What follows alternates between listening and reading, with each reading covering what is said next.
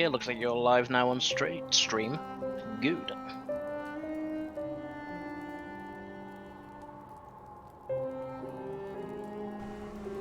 Hello, hello. Sup, Jay, Whimsy, Calp time indeed.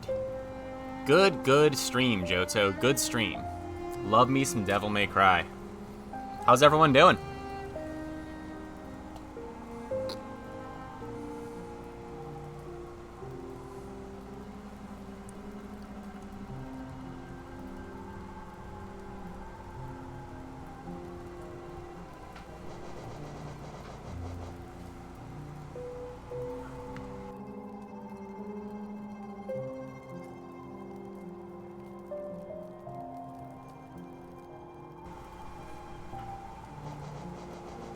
Just chillin'. Just chillin'. I'm doing pretty damn good, Sammy. Pretty good. Pro Eaton, doing real well. Doing real well. Have me some Devil May Cry. Dom, good to see you here. I'm gonna get some Hollow Knight on. I was just explaining, Hollow Knight is basically a Devil May Cry speedrun. It's very similar to DMC4. None of you believe me right now, I'm sure. How many people here have not seen a Hollow Knight speedrun? They haven't seen a Hollow Knight speedrun. How many people here have not seen the game, even? Probably quite a few, right?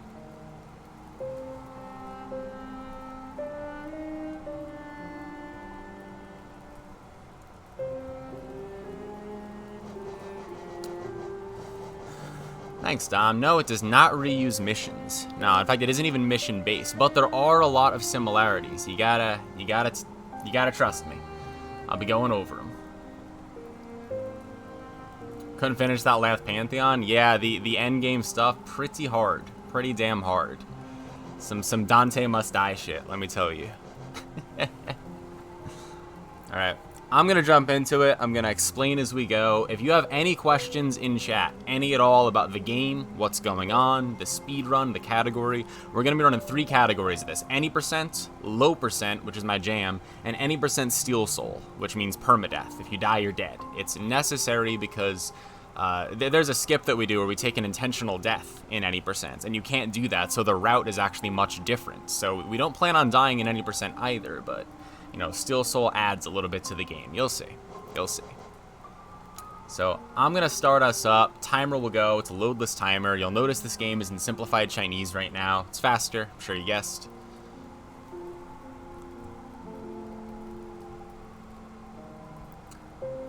Make sure I'm still hosting the channel.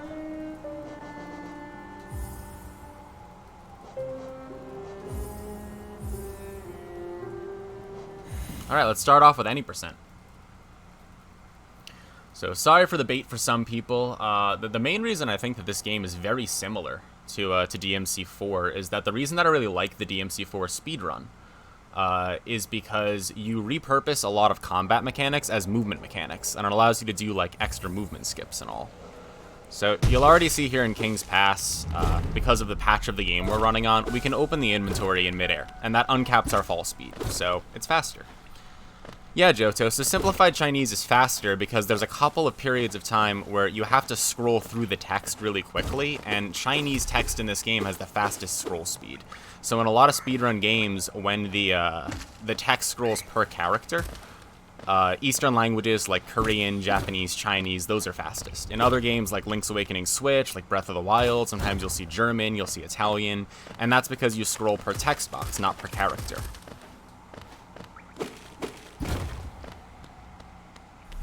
Yep, exactly, Jeff. Good to see you here, too.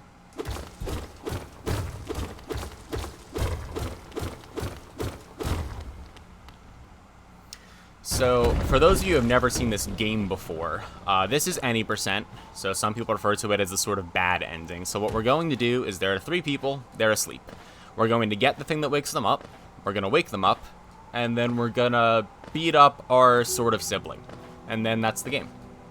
So we're jumping here because it's faster. Unfortunately, we can't trick down. We can't kick. We don't have Beowulf or anything. So, another reason this is very similar to DMC running is that, I mean, there are bosses with cycles. There are extra movement upgrades. You skip movement upgrades in order to play optimally. Like, we don't get the equivalent of air hike, for instance. That's RNG. Damn flies. Our record is 32.55 by Pest now, which is pretty damn cool. I have a 34.48 in this. I am 14th in that category.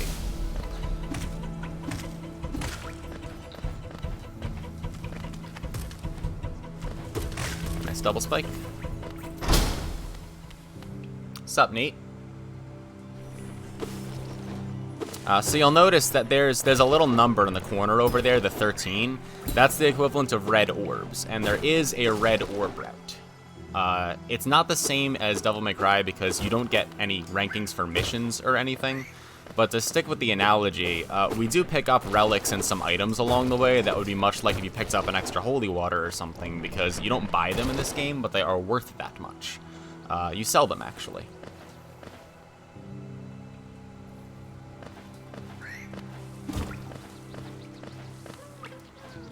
So the first thing that we need to do in this game is get a spell. The only spell that we do, it's like a fireball attack, and we're going to use that not only to kill things faster for the game.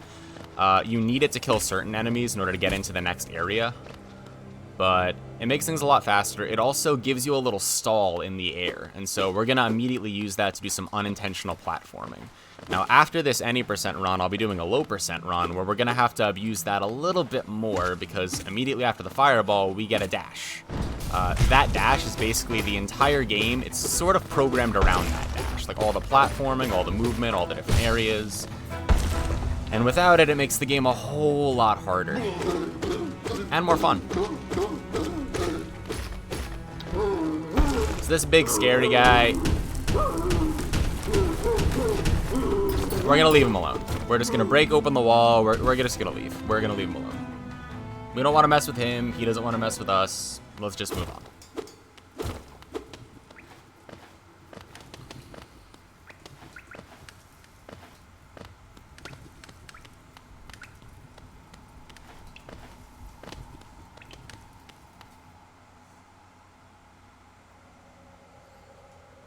So there's a snail salmon.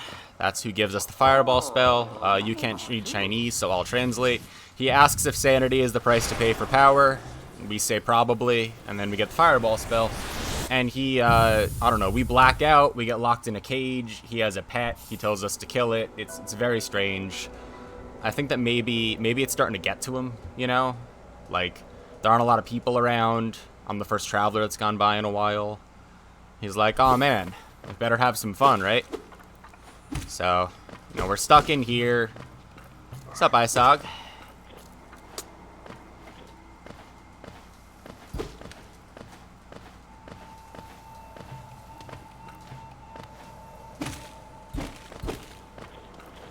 Nope, Tombo's done follow this channel too.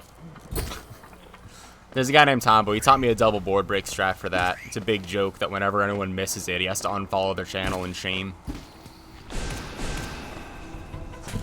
RNG.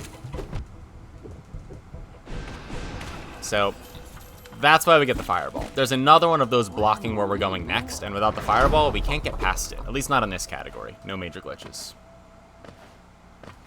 So we don't sit down at that bench, but we're actually already locked to it. So the benches in this, think of them kind of like bonfires in like a Dark Souls or something.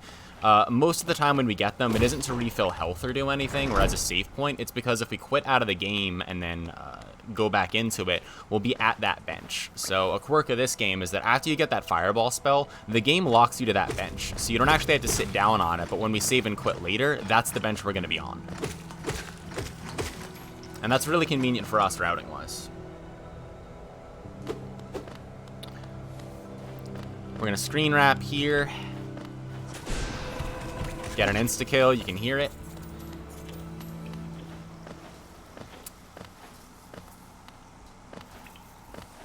So, I also want to take some time. Shout-outs to everyone organizing this. Shout-outs to the DMC community especially, and Doctors Without Borders. Really, really great cause. Definitely donate to them. Special shout-out to DE Cosmic for telling me about this event, for knowing most of these guys, for getting me into Devil May Cry. You know, super great group of people. Really great cause. Really glad to see it.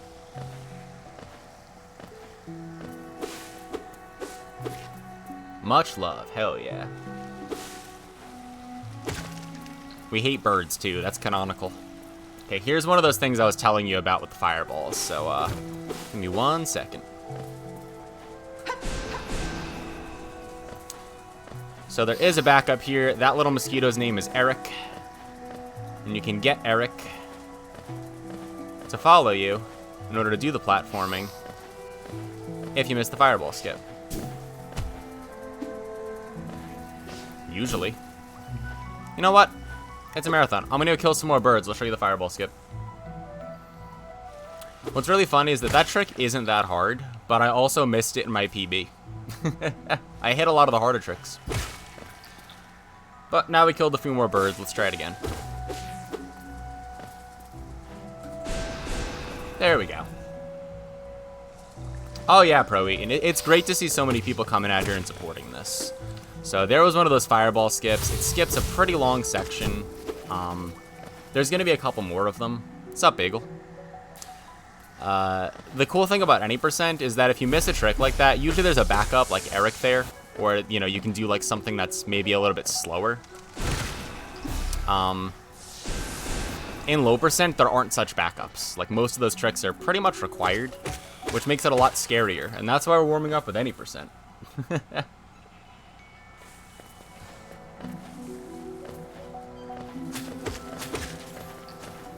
So right now, we're doing some platform. We're going through this area. You'll notice we have 105 geo. So the amount of geo that we need by the end of this entire section is 206. That's the route. And we do that because there are stag stations in this that kind of act like warp points, and we need to buy one of those right after this.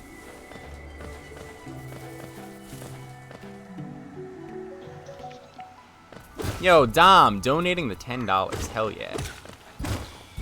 That's right. Shout out to Dom Sim donating the $10. Thank you for the charity stream, and let's go MIT. Thank you very much. Hell yeah, glad to see it. Any support, no matter how little. Okay, watch this.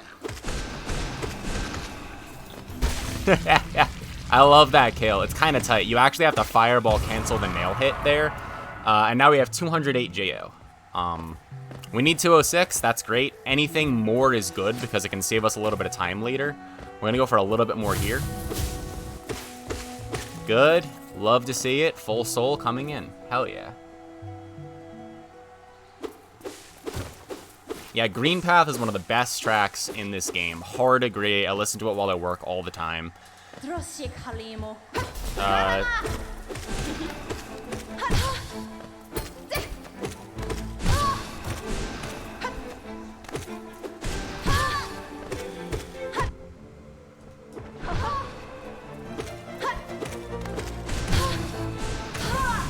Good fight. She said, "We are the sons of Sparta. Within each of us flows his blood. More importantly, his soul. And now my soul saying it wants to stop you." And we're like, whoa, that's a little bit much.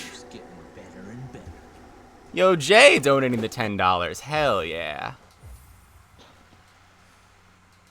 Indeed. Shout out to Jay Hummel donating $10. Excellent cause. Can we get some CALPs in the chat? Calps? Calps. Hell yeah. Get some calps up in there. Thanks, everyone, for all the support. Really great.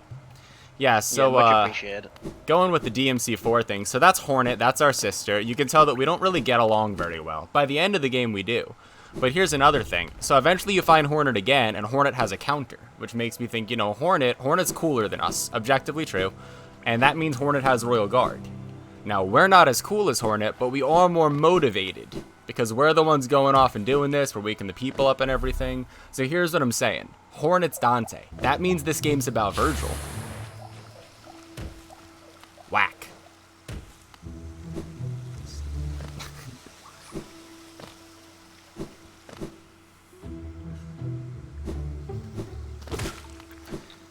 So, since this is a Metroidvania, and full disclosure, a little bit closer to that than an action game, I've lied to you a little bit. Most of them have a double jump, a wall jump, something or whatever. So we are going to skip the double jump in this. We don't need to get that, but we do need to get the wall jump. The wall jump is called the Mantis Claw. So what we're going to do is we're going into a village of peaceful people that are largely unaffected by the horrible infection that maybe Doctors Without Borders could fix. Probably not. It's like a moth and full of light, maybe a little bit outside of their expertise.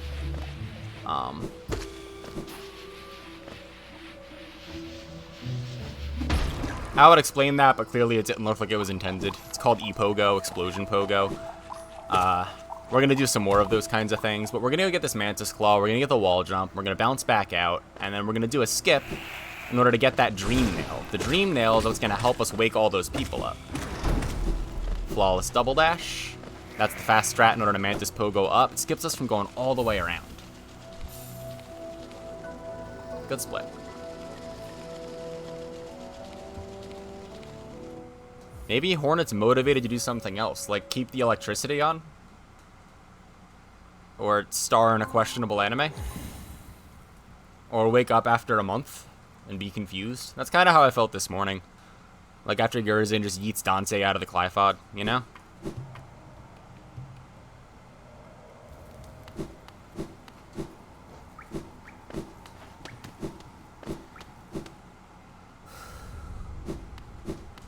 Cal King's probably doing his best.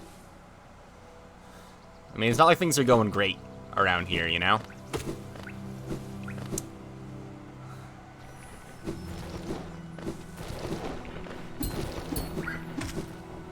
So we have our wall cling. So what do we do next? We're gonna go over, we're gonna kill what's called the Gruz Mother. The Gruz Mother is not a hard boss. It's a lot of people's the first boss that they see. We're just gonna shoot a bunch of fireballs, stab a few times, and it'll die. It is one of the percentages we skip in low percent. So you'll notice our 222 Geo here, we need 206. Here's the first part. We need 50 Geo, red orbs if you will, in order to buy that stag. We're gonna warp back to it later. We have 172. The next thing we need to buy costs 220. It's going to be the only charm we get in the game. A charm is like, there's like 40 charms in the game. They do a lot of different things. Some upgrade your health, some upgrade your damage, some give you more abilities. The only one we get in the game is called the Shaman Stone. And what it's going to do is increase our spell damage by about 33%. And it also increases the largeness of our fireball attack, the one that we've been using. And that's going to be important for some boss quick kills.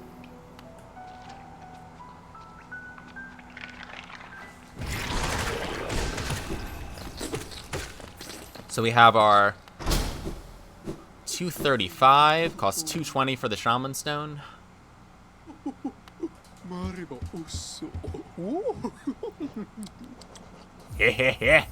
Thank you. Got a collection of good things on sale, stranger. I'm trying to translate as best I can. I don't know Chinese, but this is what everyone's up to. So we're gonna put on that Shaman Stone.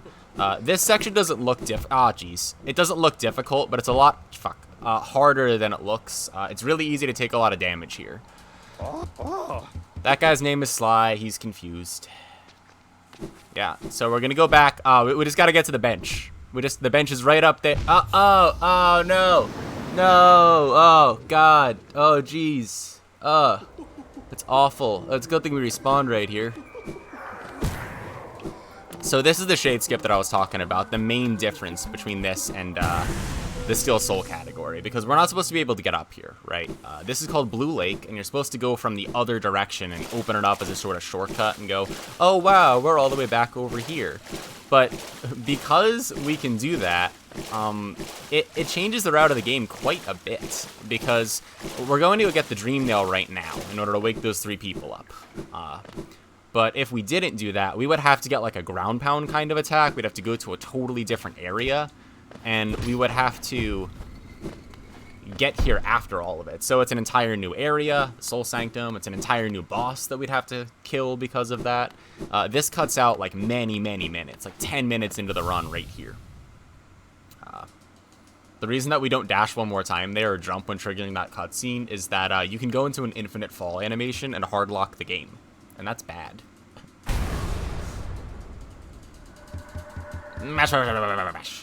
God. Great job on the commentary. Thank you. Thank you. I talk a lot.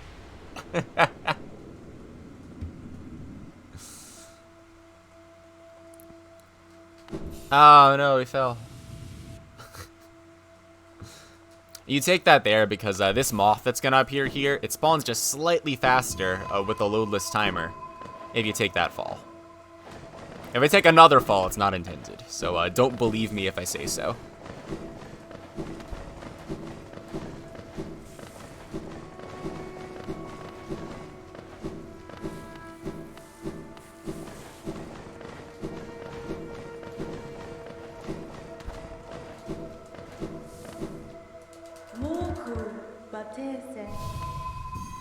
Alright.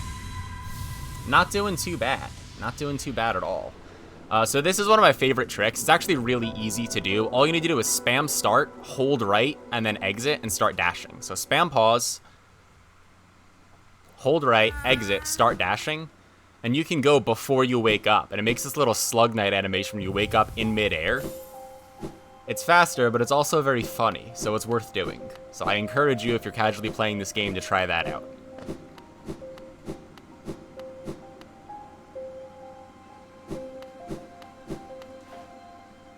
So about 15 geo.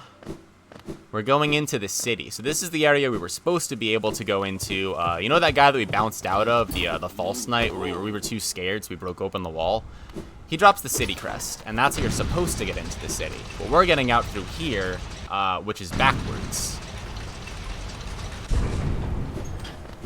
I don't know if you saw that, but if you dash at the right time when gates open or doors open, you can get a wall cling storage in order to go a little bit faster at dash speed.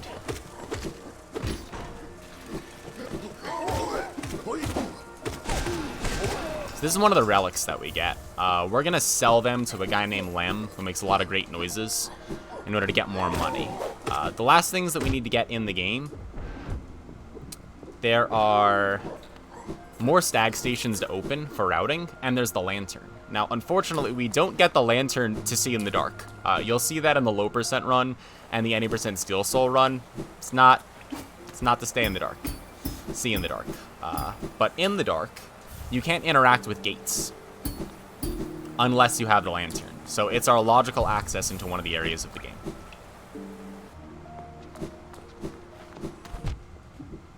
Okay. Whoop. So what's going on here? We're in the city. One of the three people that are asleep, they're in the city. So we're going to go to them now. We're going to need a little bit more money by breaking and entering into this house, killing the entire family, going through a Zelda 2 style door transition here. It's called the Gorgeous Husk.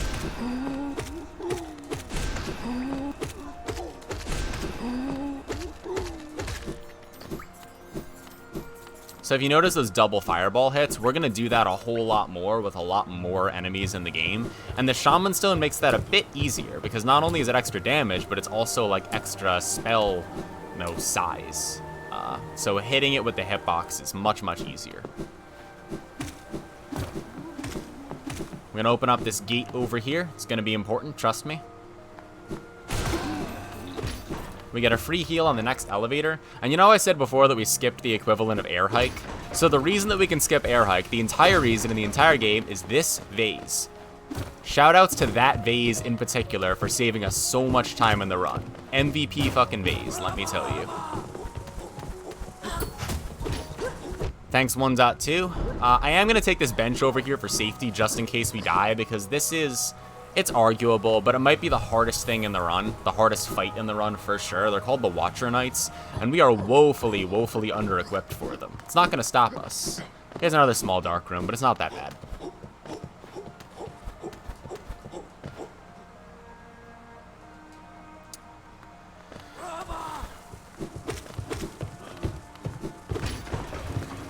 Kelp for the vase. Hella good vase.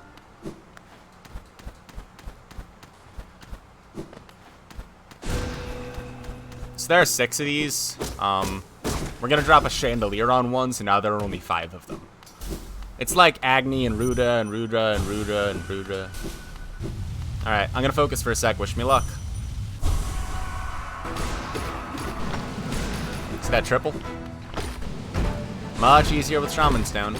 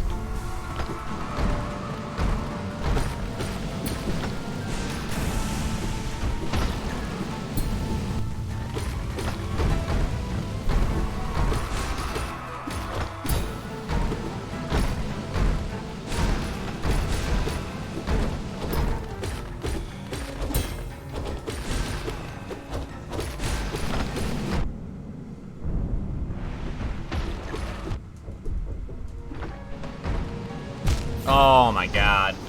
Yep. And that's why we took the bench. Very bad RNG. You're right, Rydor. Yeah. Good pattern, first one. Horrible patterns, other ones.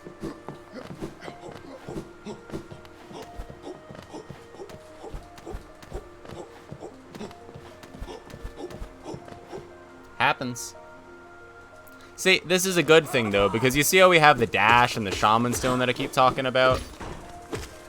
In low percent, you don't have the dash. You also don't have the shaman stone. And in Steel Soul, it would be dead. It would have deleted my game file. So later, when I do this again and it's even harder, like I don't have to explain that it's a hard fight and that the patterns can give you, you know, a horrible time.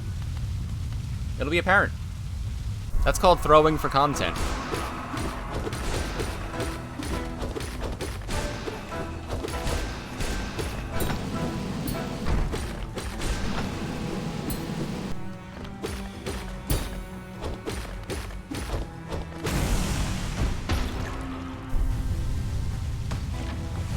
Thank you, Dom. I'm glad.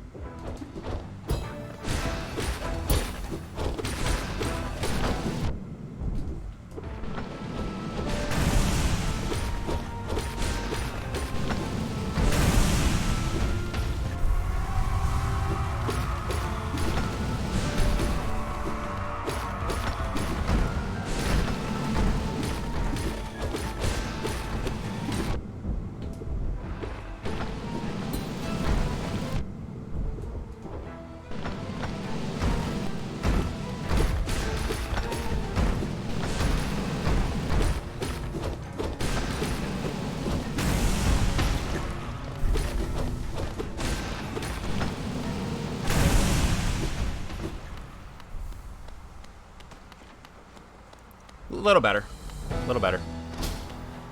1 HP is optimal. That means that we couldn't have done it any faster. Pick up one more relic. There's 655 geo in this chest. Try to get most of it.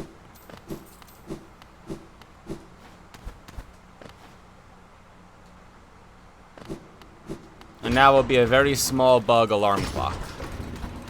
I'm gonna go ruin someone's day.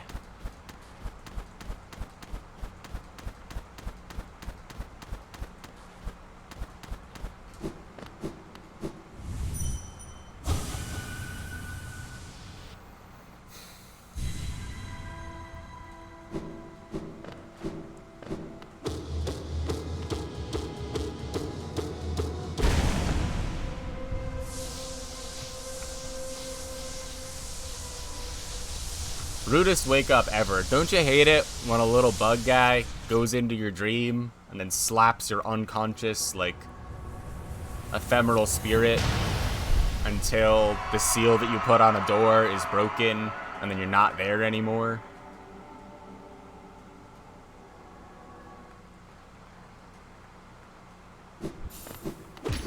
Too relatable, right? Press 1 in the chat if that's just happened to you.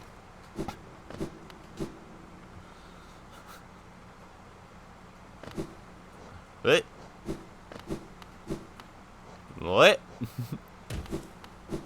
I see the ones. I see the ones. Everyone, it happens to everyone. You know, it's just, it's a Monday morning, you got work, a bug goes into your dream. It's just, it's the worst. I wanted that soul hit.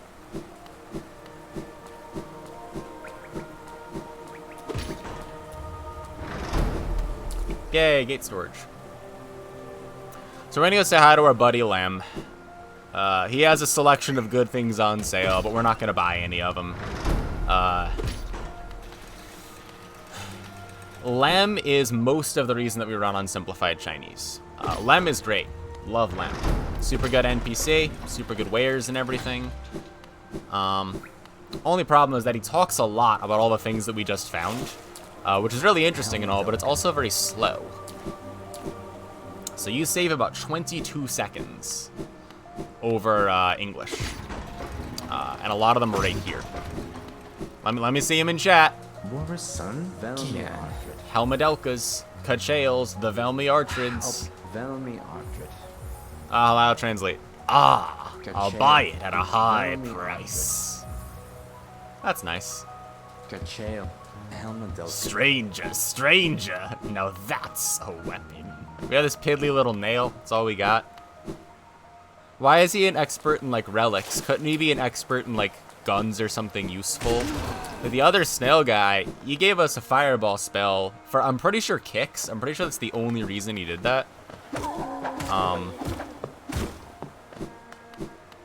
Lots of deep lore. I encourage you to play this game. It's a good game.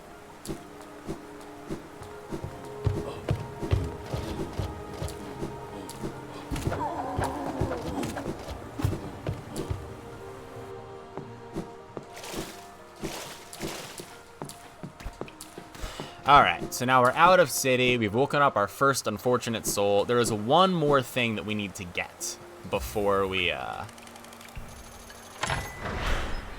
Fast spell. Before we keep going.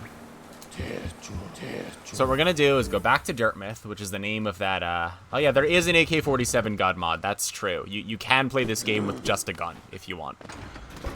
So we're gonna get back to Dirtmouth here. Remember that little tiny fly guy that we saved? He had like orange face and stuff, like when we took the intentional death. So he runs a shop here now, and he's like kind of settled down. And we're gonna buy a lantern from him. And the only reason we buy this lantern, it isn't to see, it's that we can interact with a gate in the next room. Because we can't interact with it if the room is still dark.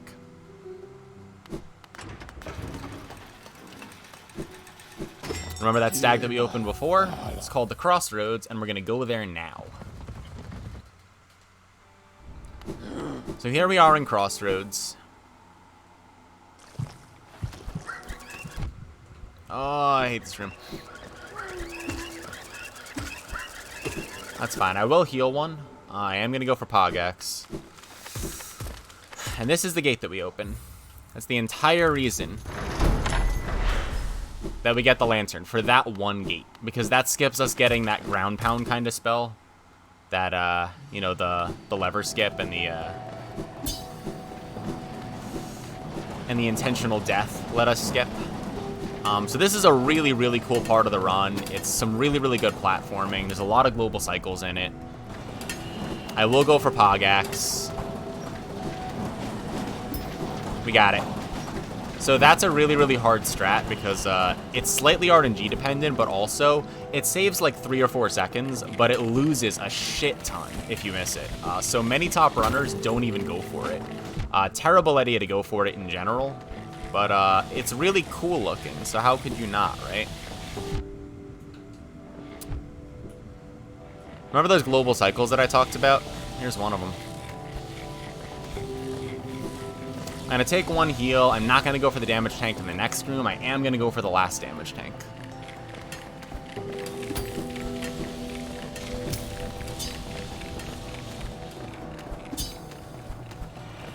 So here's one of my favorite rooms in the entire game coming up. You'll know it when you see it. There's a quick little fireball stall for a double dash over some platforms, and then we take 1 hit of damage and we like dash through a whole bunch of lasers. And it's really cool. Keep in mind that as soon as this is done, we're going to do this without the dash. So I want you to picture that in your head as we're going through it. How are you going to get through these rooms without the dash? Okay? And I'll show you, but it's not easy.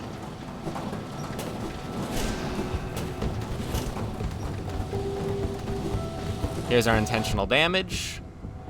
And we get this cycle. Just barely.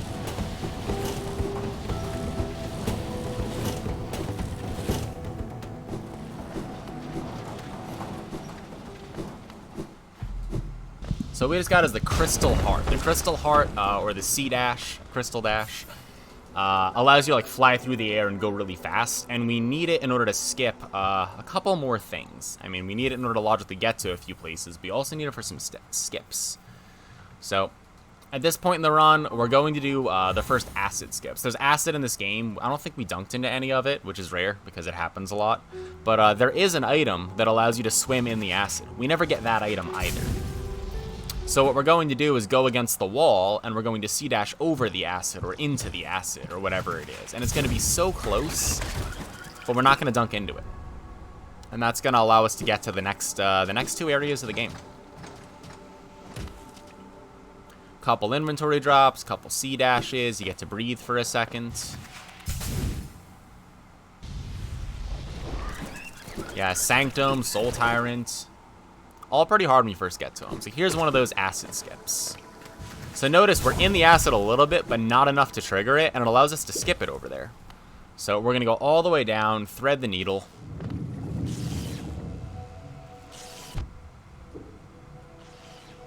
I see Dom already has a bless emote in the chat, and that makes sense because the next thing that we're going to do is a lot of RNG. So this is the cycle-based boss. It reminds me of like a DMC3, that snake thingamajig, whatever it is. Been watching Cosmic too long do it on Virgil. But cycle-based fight, it's a jellyfish. It only is vulnerable for a small period of time.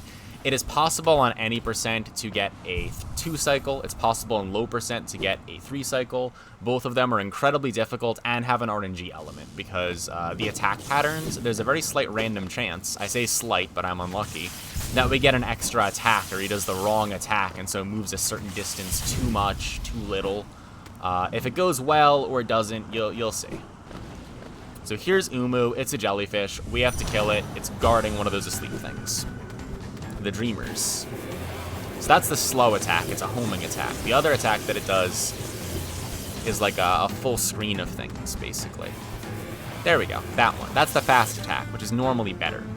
So I'm kiting it towards this direction in order to get it into a very specific position, and you'll see why in a second, as long as I don't get an extra attack.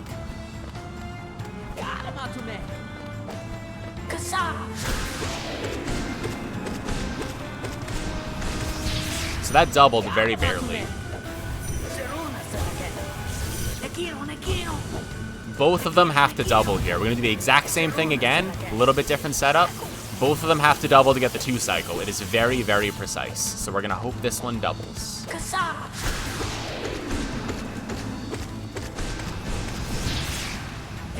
So I went for Pest Cycle because it was too far to the left, because it did the long attack instead of the short one the one time. But that's okay. We'll get a very quick 3 cycle. It won't be that much time loss.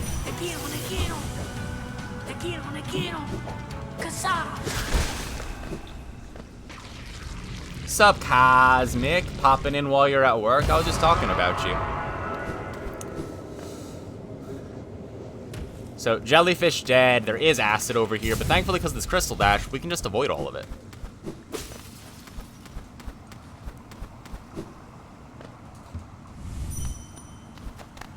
That's Quirrell. Quirrell's a homie.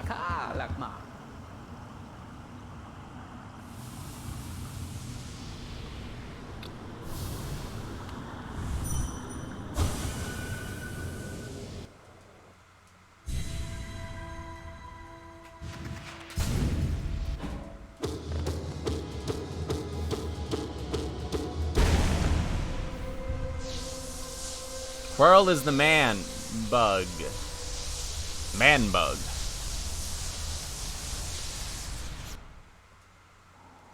We don't feel bad about killing Monum in this streamer because she called Quirrell dead weight.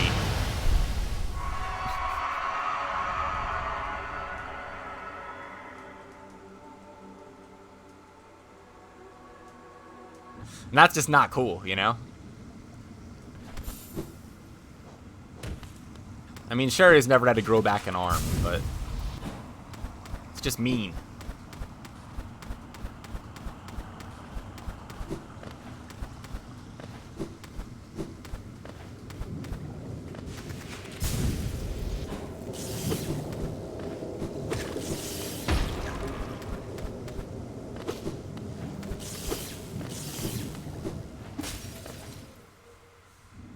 I am going to be taking this bench. So coming up is the... So this is just safety strats to make sure that it doesn't cost too much time if I die here. But coming up is the hardest trick in the game. It's called Queen's Garden's Acid Skip. It's an acid skip just like the one you just saw, only it's way harder. Way more precise. And if you just jump into the acid, then, you know... Too high. Too late.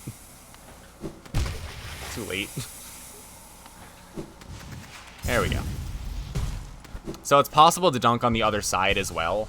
It's very, very hard. Yeah, so the references people are doing in chat is that a friend of ours was doing a crowd control of this, and a randomizer. I also do a lot of randomizers. Really good randomizing. Oh, hold on, I'm going to show you something.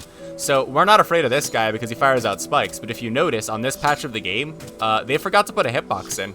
So we can just stand here all day long, and nothing will happen.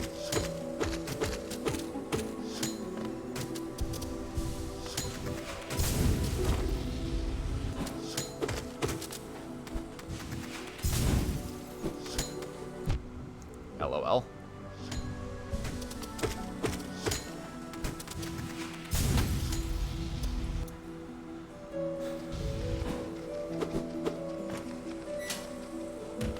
I am going to go for underplat. I know how everyone feels about that.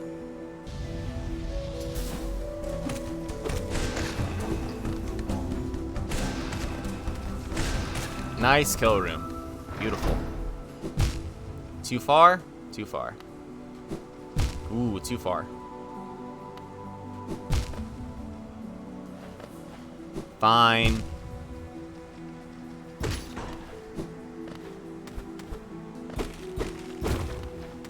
So, you'll notice that we respawned just now, but we didn't respawn in the right place, and that's also a 1.2 thing. So the patch of the game we're running on, Team Cherry released a lot of free DLC for this, and every time they released free DLC, I think they learned more about programming, because they fixed their game in a lot of ways. So, the reason that the spikes over there don't have hitboxes, and we can open the inventory in midair, sup Cornelius Vanderbilt, it's all because of running on the 1.2 patch. There are a couple of other quirks of the 1.2 patch, some good, some bad, but overall it is the faster patch to run the game on.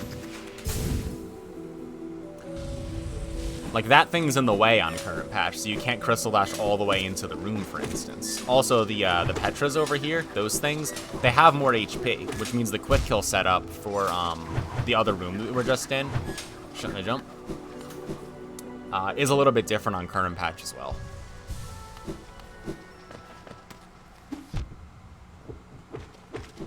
That's fine.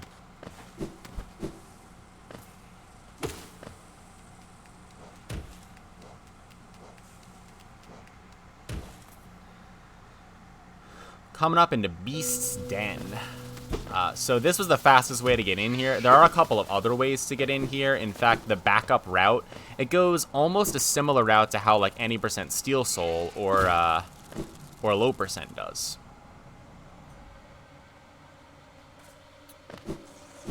So you'll see these rooms again, or more accurately, you won't because we'll be in the dark.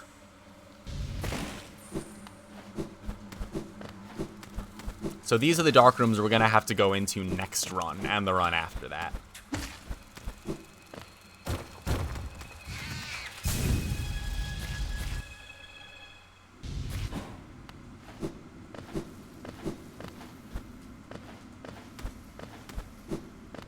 Alright.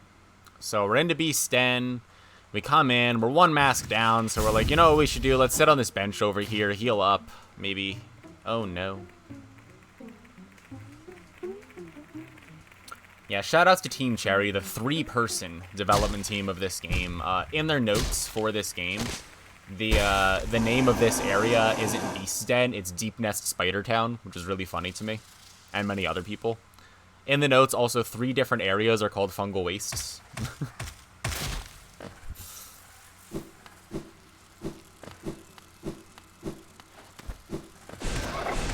So this is gonna look scary, but trust me, it's better than the alternative. We intentionally face tank 1 hit of damage because those things do 2 damage. So as long as we face tank 1 damage, we actually avoid 1 damage. So you do nail, nail, dash into it, damage tank, use the iframes. I'm gonna focus here for a second. That's why. You can die here really easily.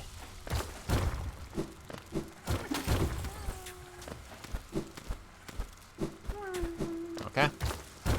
We're gonna do the exact same strat on the last. They're called Devouts. Stalking Devouts.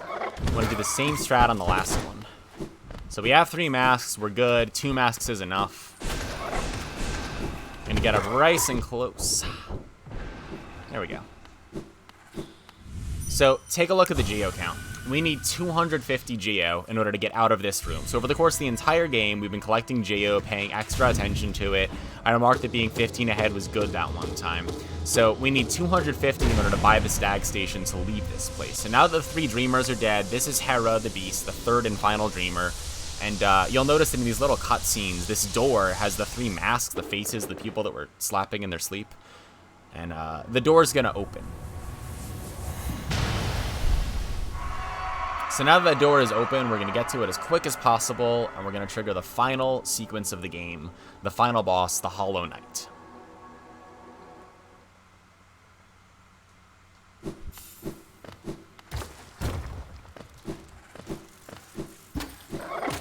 I should really stop going for that. But I'm not gonna. Okay, do we do this with 4 masks? What do you think? 4 masks? 4 mask fight? Do we just go for it? Nate says yeah.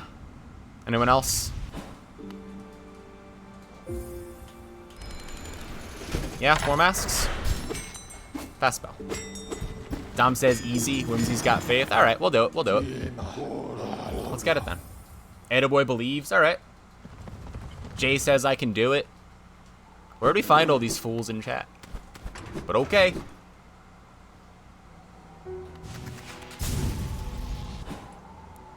Small optimization. I love this little pause dash for some reason. The fireball wasn't necessary, but I was still mashing through text. But if you pause there, you can dash out of it, and you don't hard fall, and it just saves like a tiny, tiny bit of time. But it looks cooler. Well, Pro Eaton, the masks in the top left corner are my health. So I have 4 out of the 5 masks right now. And I've asked chat if doing it with 4 masks is fine, and they were like, yeah, you have this. It's totally fine, so I'm not going to bother healing. There's a bench right there, so similar to the fireball spell we got before, the game locks you to that bench that we just passed, which means it isn't that risky to not take it, because it's not like we go all the way back into Beast Den. We just respawn right outside the door. Favorite fight in the game.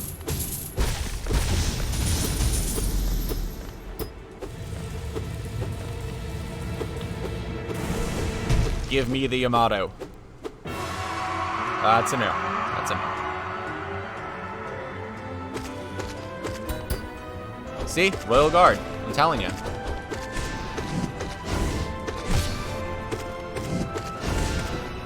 Doubles. Doubles.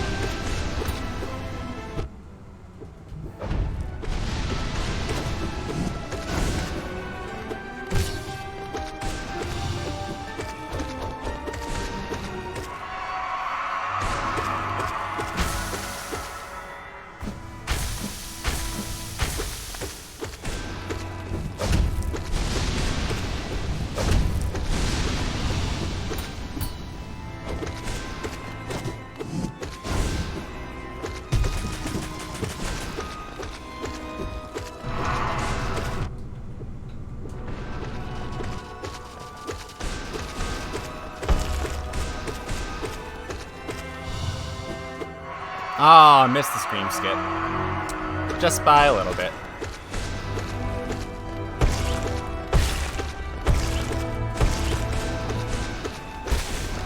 Jackpot.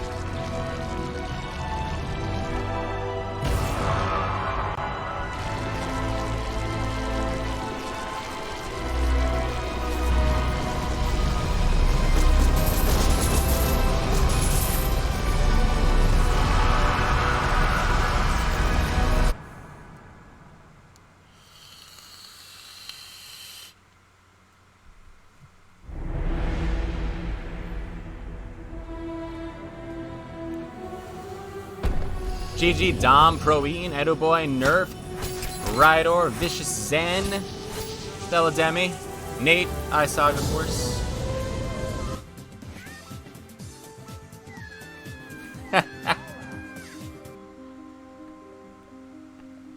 I guess somebody followed. I forgot that was up in the background over there. That's funny. That's the monkey ball noise. If anyone didn't know. GG's.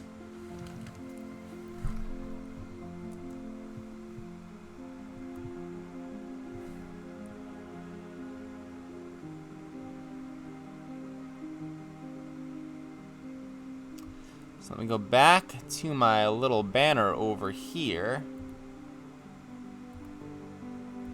Let's switch over the splits and the game and all to low percent. So I'll zero this out. I'll open up my low percent splits. Low percent is tremendously more difficult than any percent. It's riskier by a lot. A lot of the skips that we do, like, you know, that explosion pogo that we did and the mantis pogo afterwards and all kinds of stuff. So all of those in any percent, they save a lot of time. But in low percent, you're so under-equipped that they're required because you don't have the abilities necessary in order to actually go to all of the places. So now that you've seen any percent completes 16% of the game. That's what it's going to say on this screen in a little bit. Low percent completes 11% of the game. And the 5% that we don't get would really, really help us.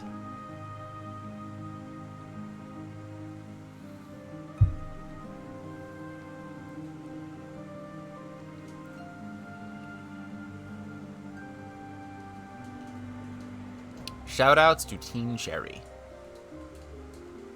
Silksong, the sequel of this game, is going to come out. There isn't an official release date yet. Everyone is highly, highly anticipating it, especially in the Hollow Knight community. But, you know, I think it's going to be really good. You play as Hornet, which means you get to play as, like, actual Dante, which is what everyone wanted after 4 anyway, right? You know? They were like, who's this Nero guy? I mean, you also had to play as Nero in 5, and it was pretty cool, but, like, you know. The point is, we get a Dante game, and that's always good. 16%, 4655 is our load added time. Our loadless time is the timer that's in the bottom right-hand corner that you can see there. So now we get to do low percent. Now my PB for low percent is on Steel Soul mode, which means deathless, but we're not going to do that because of marathon safety. But let me be clear, it is difficult to make low percent a marathon safe category because the required tricks, you can soft lock the game if you don't hit them. And there's no way to get around that with benching or additional things, whatever, because you can't get backups, you can't get an additional ability because that would be not low percent. And you can't get the benches because a lot of the time the reason you're taking a bench is to warp back to it later from a really, really far distance away. So buckle up. The Watcher Knights fight is going to be even scarier than last time. Crystal Peaks is going to be even more interesting. You won't see Queen's Gardens and QGA, but you do get a little bit of extra content in Deep Nest as a result. So this first part of the game is very, very similar for about, you know, 7-ish minutes or so, I want to say. Hardfall. But now that we have any percent out of the way, we're jumping into low percent. Just want to reiterate what a great cause this is, donating to Doctors Without Borders. Shoutouts to everyone on this channel for putting this together. Shoutouts to all the other runners. I'd never seen a Clock Tower 3 run before. That was pretty dope. Johto's Stylin' and Devil May Cry was pretty cool. The entire DMC Relay anthology was really great. I hope everyone caught that.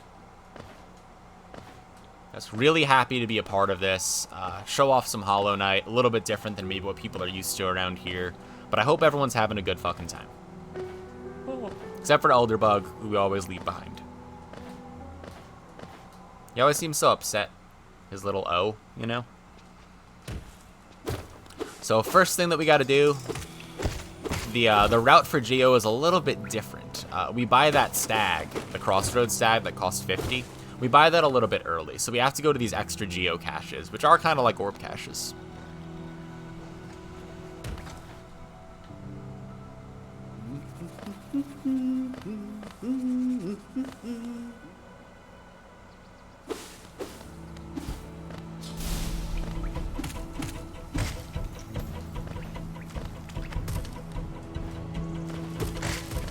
Double spike again.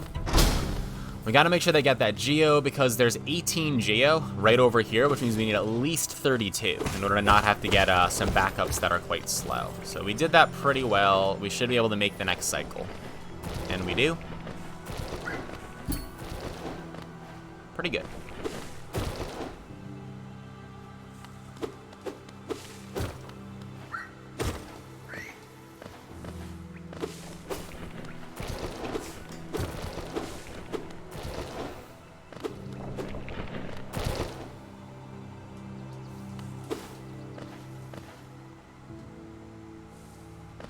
So here we are, first route deviation. We're not going to go back up there since we have enough money for it. We're going to buy this stag, and that's going to be really, really important pretty soon.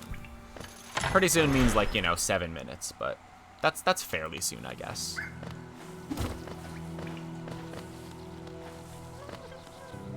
False Knight is still too scary. We are still skipping the False Knight fight. So we're still going to break the wall. We're still going to piece out of there.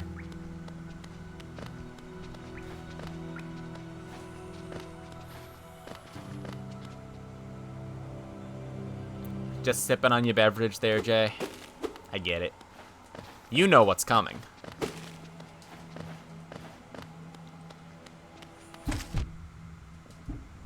So if you think I was a liar last time, and that has nothing to do with Devil May Cry 4, first of all, how dare you?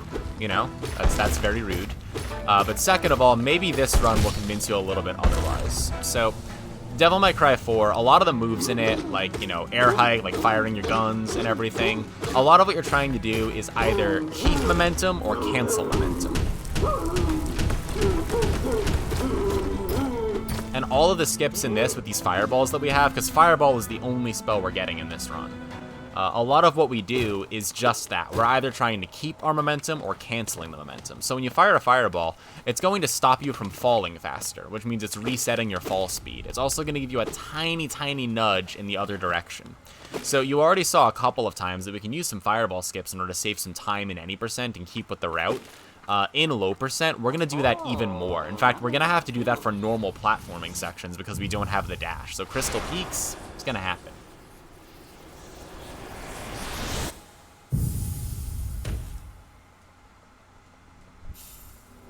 So here we go. Our very chaotic friend here. We wake up, we're confused. Someone lets us know where Urizen is. We notice the lights are off because we haven't been taking contracts. And we're trapped here until we go kill that Baldur again.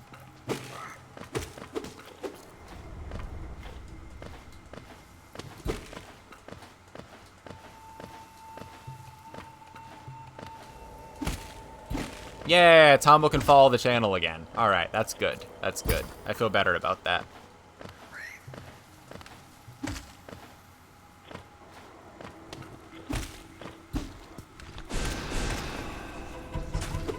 Spit child. I'll take 2-2 spit. So it's a 50-50 shot whether or not it spits another smaller Baldur or it spits out the fireball there. So, like, it's very possible to start this game, get over there. I accidentally hit up. Start this game, get over there, and then it spits 10 goddamn times. And you're like, alright, I guess I didn't want to win or be fast. That's fine. That's very nice of you. And then you have to reset. Yeah, Jay is absolutely correct. So one of the things we don't get in this is dash. So the 5% we don't get. You saw that 16% completion is any percent, which, you know, literally fastest you can be. You know, that's the name of the game, right? 11%. So we don't get the Shaman Stone. That's 1%. So small spells, less damage. We don't fight Hornet. Hornet is the Dante from earlier, the cooler of our siblings. Let's start with the fireball skips. The cooler of our siblings, and she's the one that gives us the Mothwing Cloak, the ability to dash. So we don't get that. The Mothwing Cloak itself is 2% of the game, the Hornet fight is 1% of the game, and the Shaman Stone is also 1% of the game. Now that adds up to 4. And can anyone guess what the last percentage is? I mentioned it in the any percent run, it's the Gruzmother. And again, it's not because the Gruzmother is difficult that sucks. It's because, do you know what we have to do in order to avoid the Gruzmother? You'll see, it's basically the middle half of the game. So we're not skipping up there. In fact, we're not going up there at all. What we're going to do is go down here and try to get into that, you know, that fungal wastes area where we got the mantis claw, the sort of sidle on the wall kind of thing. So we still need that in low percent. It's one of the things we do get. Let's even go for a grass block skip. We got it. Small optimization. So we're going to have to get there without the dash. So that mantis pogo that we did to save a little bit of time to have to go around, not only is it required, but if we fail it, we soft lock. So we have to get it. It's the only way up there to get it. So wish me luck, I guess.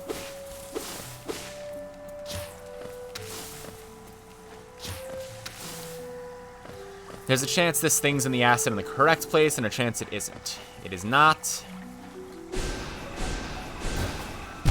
Failed it. That's alright. Small time loss, but it's fine. It should be in the right place now. We can just pogo off of it. Nope, we're waiting. It's because I hesitated. Didn't know if I was going to go for it or not. The bright side is that you get to see more of those fireball skips because the next one is absolutely required. Thank you for the good luck, Vicious Zen. Yeah, I'm gonna need it. Hard area. So we're hitting these jellyfish over here to get enough soul. We need to have full soul because we need a full 3 fireballs. This is the low percent skip. It's the first thing you need to do that's absolutely required in order to run low percent. I encourage you to try out low percent if you're interested in it, but I encourage you to also not try to get a good time and do it fast the very first time you try it because it is a challenge run.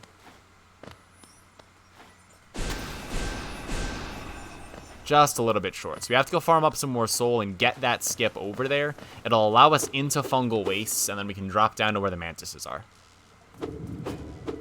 Another really difficult part about this run is that, you know, if you're going for a PB attempt in this game and you get here and then you fail that one trick just now, like you get one fireball, you do it in the wrong direction, you don't get enough height, you know, all of a sudden your run's dead because you're losing like, you know, 30 seconds. So there's not much like that in any percent. Except for maybe QGA. Much better turnaround. So now we got the skip up, we're into fungal wastes. And we get to go do the low percent version of ePogo because you'll notice we did dash when we got it earlier. But the first thing we have to do is get this absolutely cursed relic over here. So the relic and money path is a lot different than in any percent. And one of the things we have to do is get this thing that's at the top near a bunch of explosions. Now, it would be a lot easier if we had dash or wall cling or anything. We have to jump on basically the last 2 pixels of this last thing.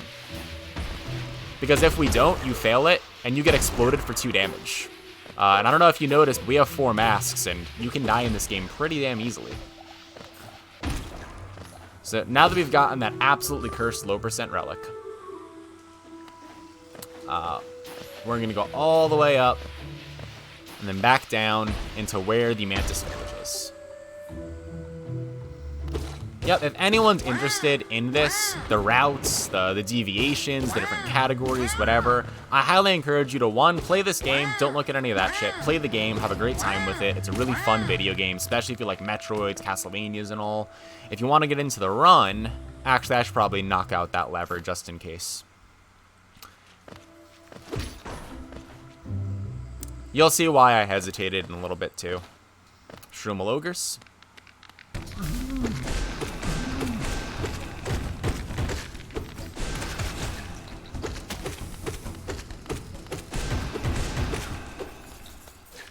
So the reason we get this charm notch here, charm notches aren't a percent in the game. It allows you to equip more of those charms, just like the shaman stone that we got earlier that we bought. We don't get any of those. So the only reason we take the charm notch is that it's not a percent, which means it does not invalidate a low percent run, and it refills your health. So we were 1 mask down, just picked it up to top off that 1 mask. Yes, it does matter, unfortunately. Yeah, I highly encourage you to check out all the Hollow Knight resources out there. If you go on speedrun.com, there are a lot of resources in the Hollow Knight section for any percent, for low percent. People have done video guides, people have done text guides. Really, really cool time.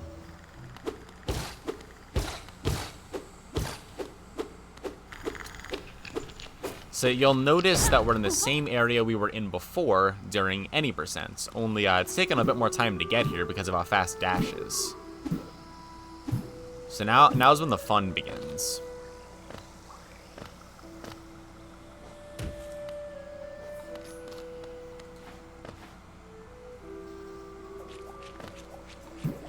This thing doesn't have a hitbox, just jumped right by it. Very funny.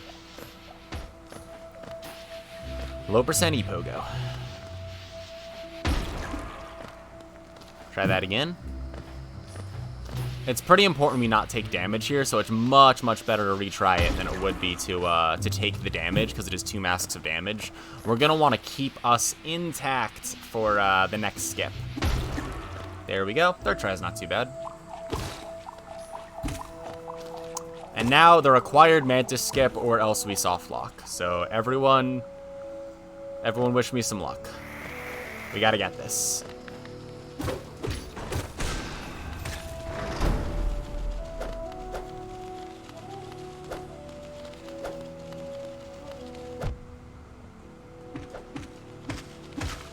Got it. Oh boy, that is one of the hardest parts in the run there, because if you miss that and you kill them, you can't get up. I mean, you can farm some soul and try for a fireball skip, but it's just not good, you know? It's just not a good time. If you're going for that backup, something's already really, really wrong. You'll also notice that we don't quit out here. So what we're going to do is we're going to go into Deep Nest. And the reason we go into Deep Nest is that, remember the last time when we took that death in order to go and get the Dream Nail and everything? So we still need to get the Dream Nail, but we also need to get to a lot of other sections of the game. And since we don't have Dash, and other things that we could get to make it faster count as percentages, what we're going to have to do is use the Tram Pass. Now, the Tram Pass is deep into Deep Nest. The Tram Pass is not a percent. Dom, donate another $10. Hell yeah. He did indeed. Shout out to Dom Sim for the $10. No message, but thank you very much. We thank you, Dom Sim. Great cause. Thank you all for all the support and coming out here. Really do appreciate it. Really cool of everyone.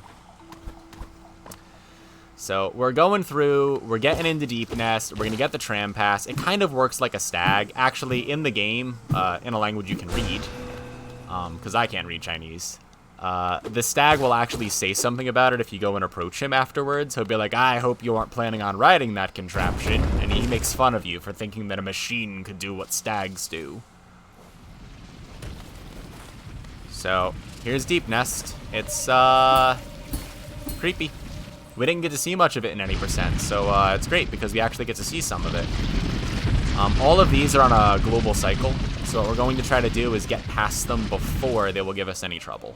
It doesn't matter if we take damage, though, because we have to immediately sit on a bench in order to be able to warp back to it. So we can be at 1 mask by the end of this section, and it's fine, because we're going to take a bench at the very, very bottom of the entire area. So as long as we don't die here, we're fine.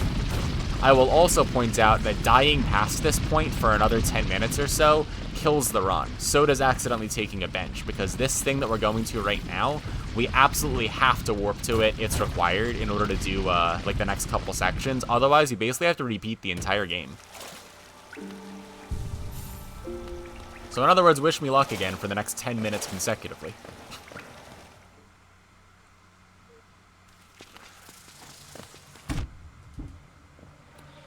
So we have 186 Geo. Again, the Geo route, we need 250. And the reason we need 250 is that we're not going to do Hera right now, because remember, we don't have the Dream Nail.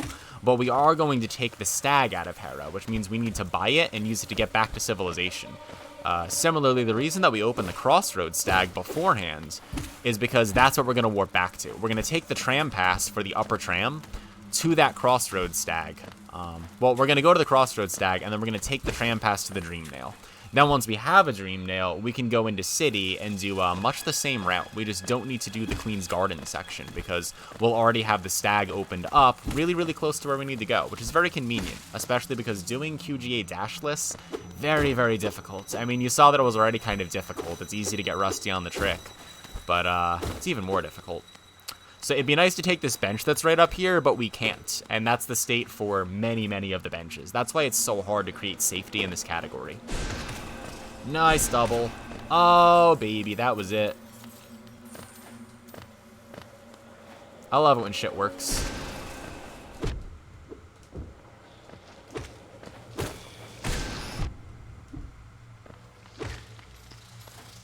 Plenty of geo. Now we just gotta live. Easy enough, right?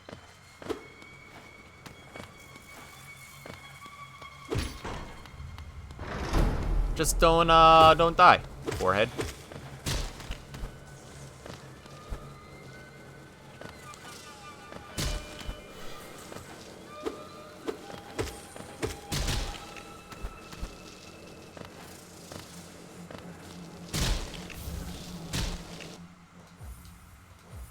Nice. All right. Now this is maybe my favorite split, my favorite section of the entire game. Because it's the dark room. So we don't have dash, there's spikes everywhere, it's very, very dangerous. You're going to be able to see exactly as much as I am, which means you won't know exactly what's going on. But trust me, we're going to be in the dark for a few minutes continuously, and if everything goes well, it'll be great. And if everything doesn't go well, if I hit into any of the spike hazards that are on the walls, not only does it respawn me and lose time, it respawns me to the very beginning of the room, which means floors are already broken, and it's extra dangerous and extra difficult. So I'm going to focus for a second. Good luck me. Down, 2, 3. Up, 2, 3. Up, 2, up. Tink, tink. Wait, bastard. 2, 3, 4, 5, 6. Okay, first dark room done. Not that bad. Gonna heal up 1. This is the harder dark room. Much, much harder. We're gonna go up, pogo off of the thing running in the same direction as us, avoid these spiders that just spawned, hop over a gap, hop over a spider, sidle this wall, go left, down, up, 2. Kill that one spider, pogo off of the spikes, sidle on the wall, and then go to the left. We're gonna have to jump over the gap as it breaks. That's fine. Jump over the gap as it breaks. Out through the second dark room. Beautiful. Third dark room, easier than the second. Not free. Nothing is. A bunch of spiders are going to spawn in. Very scary for everyone. It's important that we get through it the first time, though, because of how many floors are going to break out from under us. Like that one, which makes it a lot harder. So that's fine, actually. You really need to know where all the spikes are. Okay. Scariest jump in the entire game. Oh, if you fall down there, you're fucked. Alright, now that my heart can reset just a little bit, pretty good dark rooms. Oh my god. Whew, everyone else breathe, everyone else calm down. I know all of your heart rates must be up really big, but trust me, I was calm and had it under control the entire time. Anyway, thankfully we have enough money for this. Keep in mind, if we sit down on any of these benches, the run's over. So I'll take off my other hand off the fucking controller. I will. I just don't want to be anywhere near it. I'm going to go up and over, because we have to avoid that Gruz mother, of course. Still. I'm going to go over to the tram, and we're going to get the dream nail.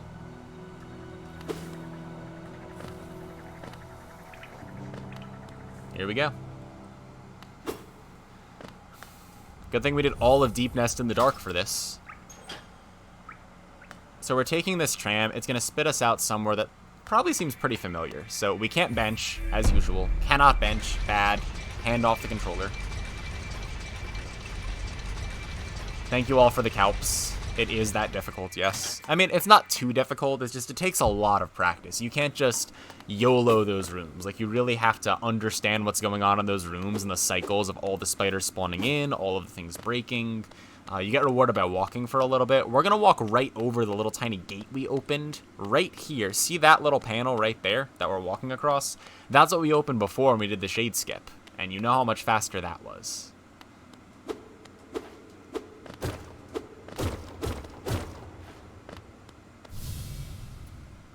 Alright. Back to go get the Dream Nail.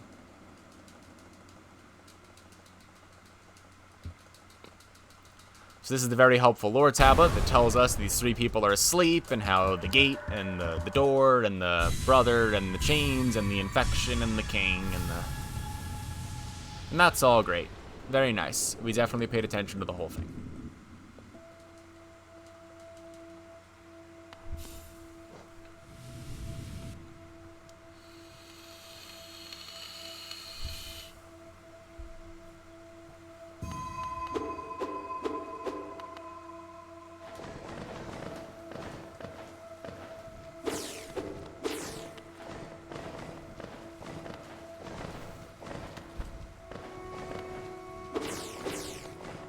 This is the only part of the game that might be less nerve-wracking than any %, because you can't dash, and the best you can do is hold forward, right? So all you need to do is jump with pretty good timing, a lot of leeway, in order to just not fall. And in any %, you have to dash, like, in between the platforms, like, as they're spawning, and know it. That one you just gotta hold right and jump a little bit. Makes it a little better.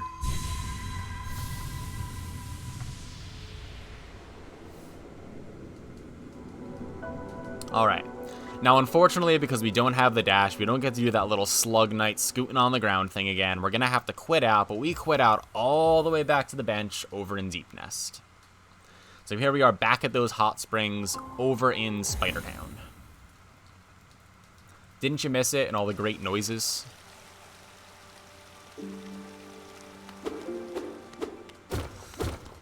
So we're going to go to the right over here. We're going to damage tank through a couple of things that are in this room because we're allowed to bench again, finally. We're allowed to bench. Yes, not as lovely as the waterways noises. Those are truly awful. So we're going to damage tank through here in the correct direction, just in order to get through here really quickly. Because we're allowed to take this bench, and we are, both for safety and health. Now, the reason that we can bench over here is that when we wake up those Dreamers, the game will hard save you to that location. So part of the route is that no matter what, after you kill the Watcher Knights and you go wake up Lurian, that's the guy in the tower over there that's asleep, the first guy that we wake up, at least in these two categories. After you wake him up, if you save and quit out the game, it's going to spawn you right back where Lurian is, which means that you can take some safety benches on the way, and we are absolutely going to take advantage of that. Because you saw how hard the Watcher Knights were in any % with a dash and with Shaman Stone in order to get all those doubles. We don't have the dash. We also don't have Shaman Stone. In fact, we can't even get across these platforms without, like, some unintended platforming skips and some intentional damage tanks, even. I'm going to see that again in just a second. So, right at the very top of here is going to be a gateway into city. So that's where we're headed. We're headed back into city. We are going... I'm going to go left side still, I think. We're going to kill the Watcher Knights.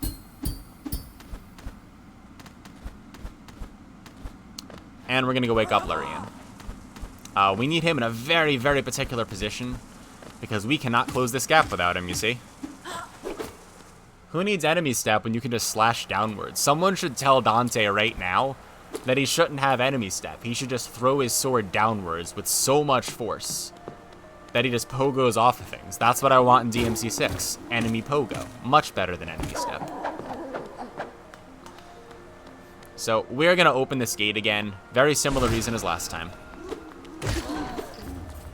We get some extra money here. Don't need it. Extra soul is nice, though. We want full soul going into this room because we cannot dash. That vase is still the MVP. The lever skip still works, but the room's going to play out a little bit differently than last time.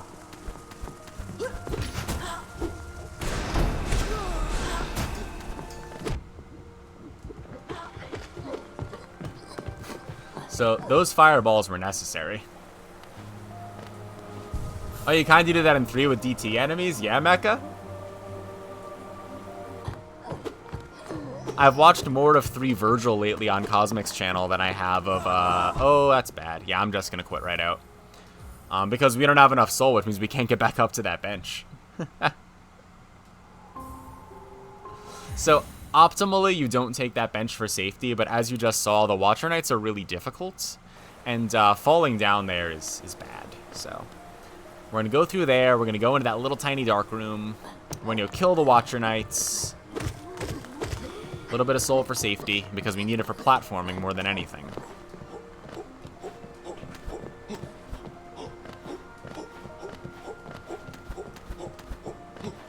Okay, we're out of the dark room. We're gonna go drop that chandelier on one of our buddies.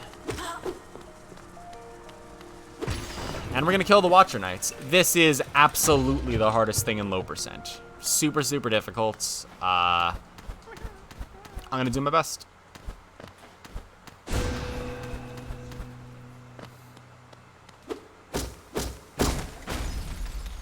Still need the enemy step, but Helmbreaker doesn't knock him down. Interesting. Yeah, this is gonna be really, really nerve-wracking. I'm already sorry. I'll do my best. Here we go.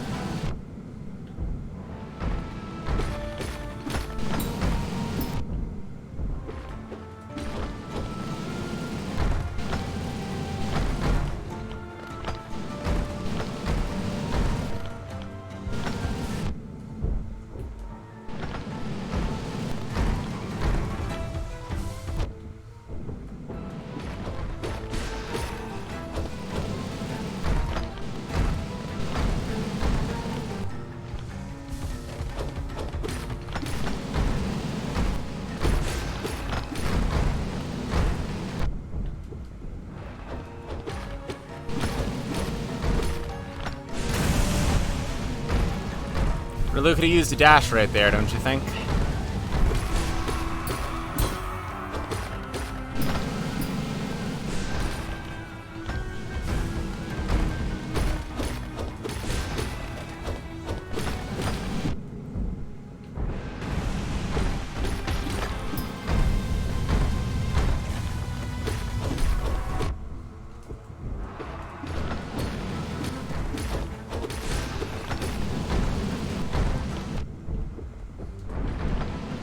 Oh my god.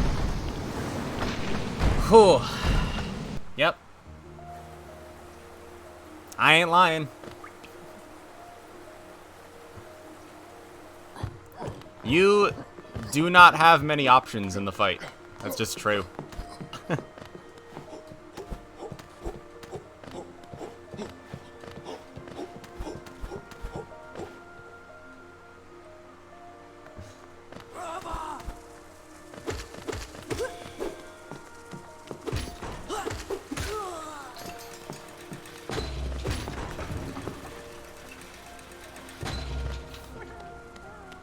So I'll notice a couple of the times, wasn't much I could do. Absolutely, Mills. No, thank you for having me and helping put together this incredible event. Shoutouts to Mills. Seriously, Mills great. All right. Let's do it again. We'll get it. We'll get it. Ooh, triple without Shaman Stone. That's dirty.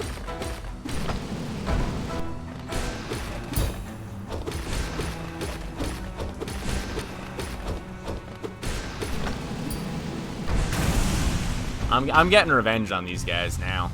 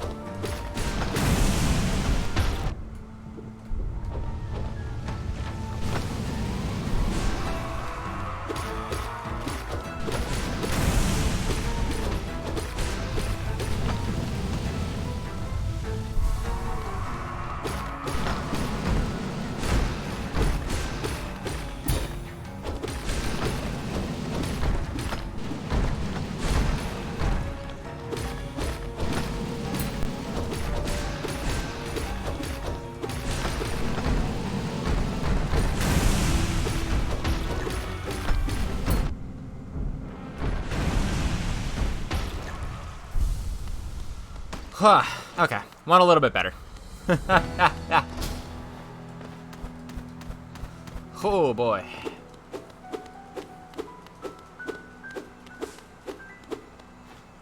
So we still get this. It's one of 2 relics that we get.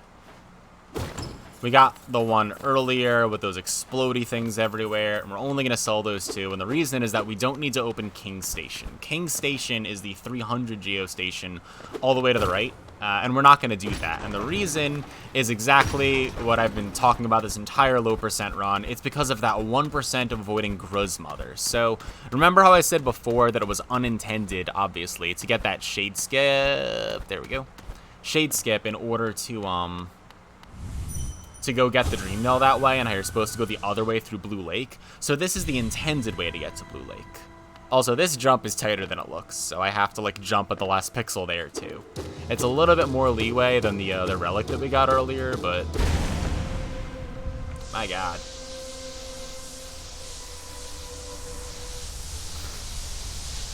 Oh man, Mills' brother Dills is in chat. Nice to meet you, Dills. Yeah, it started much better. I got some workable patterns there, Whimsy. I mean, the fight, I wouldn't want to be one of those people that complains about RNG in fights or whatever or something. Some of them are just harder than others. The real answer is that you got to be prepared to handle any of it. But it's hard to be prepared all the time.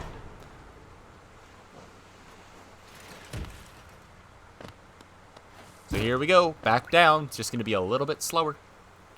So right now we get the lantern. Which at this point is a little bit insulting, isn't it? Because we already did all of the sections that the lantern could have helped us with. You know, those dark rooms would have been illuminated by that lantern, but we didn't have it. We're going to get it now, and the only reason we get it is because we have enough money, and it's a way to get into Crystal Peaks. I mean, sure.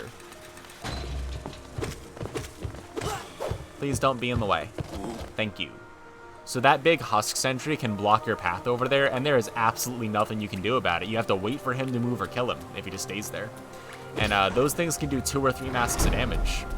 Crystal Peaks is definitely the most fun, Jay. Yeah, so following the more boring split, which is this one where we get the lantern, we have to go back to Crystal Peaks. Now, if you remember from a little bit ago, Crystal Peaks is that area with all the lasers and the platforming and everything. We have to do that without the dash. So I hope you are ready for that, because that is, if it isn't Watcher Knights, that's the hardest thing. I guess for some people it might be the Hollow Knight, but I love that fight. I love the low percent fight too. Helmadelka indeed.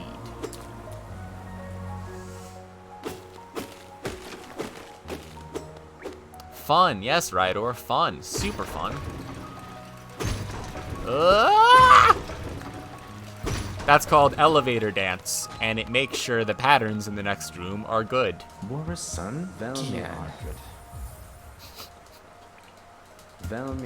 Velmi Ardred. Kachale. Vår son, Helmadelka. Liasoka. Doodle-doo-doo-doo. Just taking a walk. So one of the other deviations in the money route and everything is that since we didn't go through this way the first time, we're going to pass by Gorgeous Husk again, which means we get to break and enter again and terrorize that poor family, and then, you know. One of the things you might not know about the Dream Nail, especially if you're not like a casual or like speedrunner of this game already, is that if you Dream Nail enemies, you can see their thoughts. Or you can just take damage a lot. Oh wow, you know, for some reason I thought we'd be able to read that. Even though it's still in Chinese, you know what I mean? Anyway, now that I've demonstrated, you're just gonna have to take my word for it. The funny part is they say, you want my geo, because this is the rich bug section of town. This is like the state capital of where we are. And it's really funny because it's supposed to be a commentary on...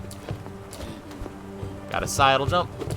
It's supposed to be a commentary on them being part of high society, obsessed with whatever or something, but also, yeah, we want their geo. We break into this home right over here for their geo. Yeah, that's exactly what we do. So at the end of the day, yeah, we do want their geo. Yep, they were right. They should have been skeptical of us. That's exactly what we're doing. We're breaking into this home, and we're robbing them. So you'll notice me doing a little tiny jump. Because we don't have Shaman Stone, it's harder to get doubles on this thing. So some of these aren't doubling. You need to be a bit farther away and jump, but not guaranteed. So now we have over 2,000 JO. We need 1,800 for the lantern, and we need 120 for the last station. That's a little bit different than last run, but we're there. Just gotta avoid this guy. Thank you. He can do 3 masks of damage, which means he can kill us instantly. That's bad. And we go the long way, all the way through Blue Lake, all the way to save Sly. It's worth noting that because this is low percent and we're not allowed to kill Grozmother, the only way to save Sly is by doing this. Like, you have to go this method because it's the only thing that prevents you from waking up Grozmother and starting the fight. So if you had to get one more percentage in this game, what's really funny is that a lot of people probably think getting Shaman Stone would be nice, but it's actually Grozmother, because then you could route in going to Grozmother and rescuing Sly way back when we first got the Dream Nail. That would save us a lot of time over this walk. Good jump. So this is the lever that we don't hit up there, see? We never even need to go up that way. But we do go back through Blue Lake. Blue Lake is also just wet dirt myth, because just like in dirt myth, you jump. It went pretty alright, Cosmic. We have a Death to Watcher Knights in both runs, but you know what? It's just going to make it extra spicy, because we're doing Steel Soul any percent after this one. So, everyone can buckle up, because if I die in that one, we're dead. In real life, I just die. Someone else has to take over the stream. They have to give a Legendary Bagel a call on short notice. It's awful. Yeah, Steel Soul is permadeath. You can't go back and retrieve your shade. You can't continue the run. So, you know what, Cosmic, though? I'm not sad about it, because, yeah, the runner fucking died, man. He's gonna be like, figures, typical, wrong. You know, that's exactly what he'd do. He'd be disappointed, too. Yep. So he finally saved Sly's ass, and do you know why? Look at this. See this over here? That's Grozmother. That's the 1% giving us all this headache. It's not hard, you know that. We just have to avoid this entire area. What gives, man? So rude.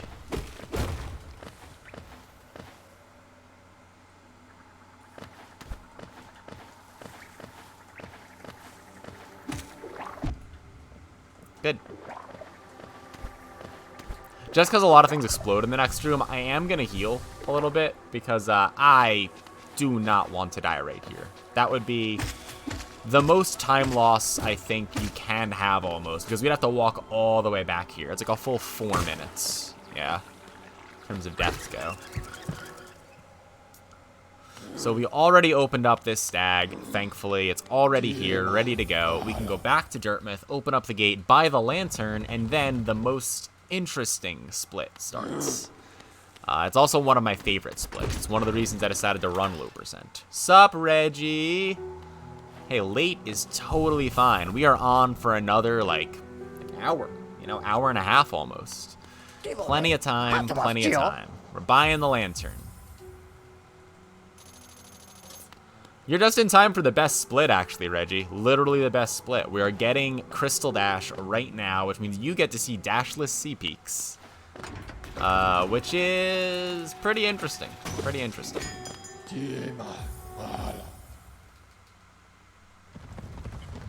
You watched your first low percent run 2 days ago, Edo Boy? Yeah. Low percent's really cool. I have to take, I have to improve my time in it a little bit. I finally got some other runners interested in it, which is nice. It means that I have to take a second back from Scurry now, but I think I might start to grind, see how close to world record I can get. It really is my favorite category out of all of them. So that 50 Geo gate, which we have the lantern, we can interact with it, and then a 120 Geo stag is the last things we need to buy in this run. So we have more than enough money, not a problem. One of the only bad things about low percent, and by only I mean there are numerous, and this is a minor one, you can't do Pogax because you need dash in order to do Pogax. So unfortunately, we have to show you what the other route is. I'm going to play it exceedingly safe, though, because dying here is so bad, and the reason it's bad is not what you think. It's because we don't have 3 fireballs. So after you die, your shade thingamajig cracks, right? And that means that you can't have 3 fireballs worth of soul. You can only have 2 maximum. There are times when we're going to want 3 fireballs. So, and they're coming up.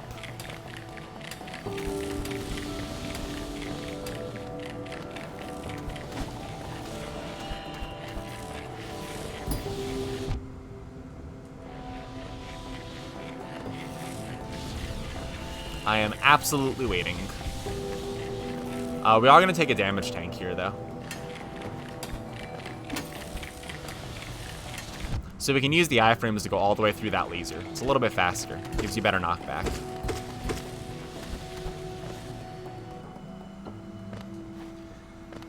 Alright, here's the start of the fun. It's one of my favorite rooms in the game in any percent. It's also one of my favorite rooms in the game in low percent. It is way harder in this category. So hopefully I can show you what it looks like.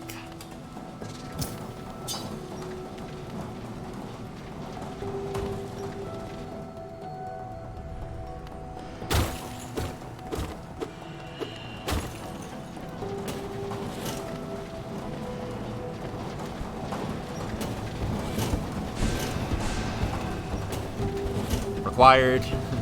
Okay, now we're going to do this, but it's not to get the soul. It's actually to set us up for the perfect cycle here. I'm gonna try to go, nope, a little bit late. That's okay. We're gonna keep 1 fireball and we're gonna keep going.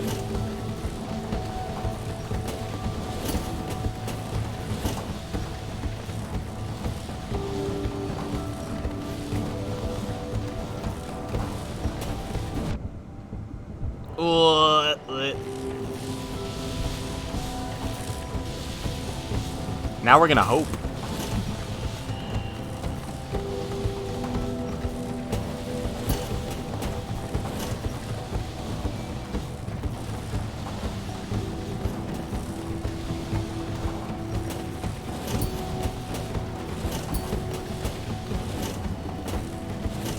We got it. Everyone who was really scared and panicking, they had no faith. I don't know why they were so goddamn nervous. See, that's you need more faith in me, chat. You can't just be freaking out over every little thing, every little mishap. You know, we took like 1 damage. Like how hard would it be? You know, like we took a safety heal before just in case that happened. Like it was all planned. You know, it was fine.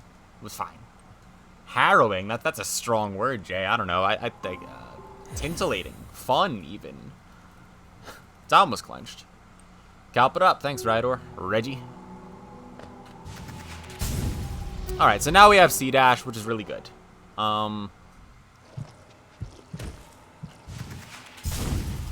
There are a couple of things we can't do because we don't have dash, but most of this next entire section, it's very similar, except, well, I don't really want to take as much damage, but that's okay. I'm still going to take the safety bench because of how risky it is and how long the walk back is.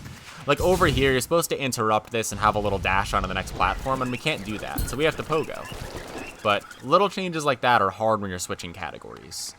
This skip is almost exactly the same, except in the next room after the acid skip, we can't do an entire jump all the way down, right? Because we can't dash at the end. So what we have to do is go most of the way down and then go to the platform. I was going to say over there, but that one works. Damn, Cosmic, throwing shade.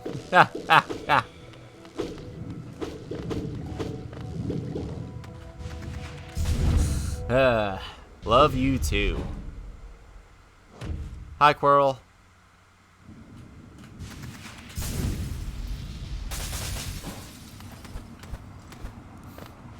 It's a shame, Cosmic, you missed all of my explanation of why this is just DMC4 with the orb route and the bosses with cycles and how our cooler sibling has a counter, so she knows Royal Guard, which makes us Virgil because we're more motivated. And it was like a whole thing, you know? The reason we're going to Schlapp Monument in her sleep right now is because she called Quirrell dead weight. There's a lot of lore that you don't know about this game. It's just DMC4. So this fight is very, very similar to the last one, right? Except it's way harder. because we don't have the dash, but that's not what makes it harder. The actual reason that it's harder is that we don't have the Shaman Stone, which means that we can't do the correct amount of damage.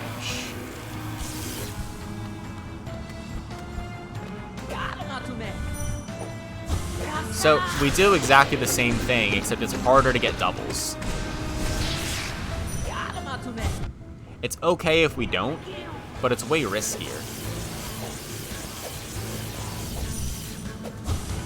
So we're gonna go for a 3-cycle. It is possible to get a 3-cycle, but it's incredibly, incredibly difficult.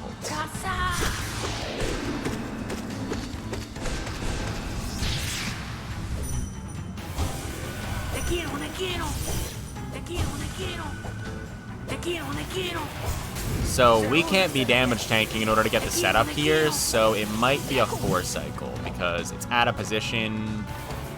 Well, we got an extra attack anyway, so I feel a little bit better because it would not have mattered. Would not have mattered.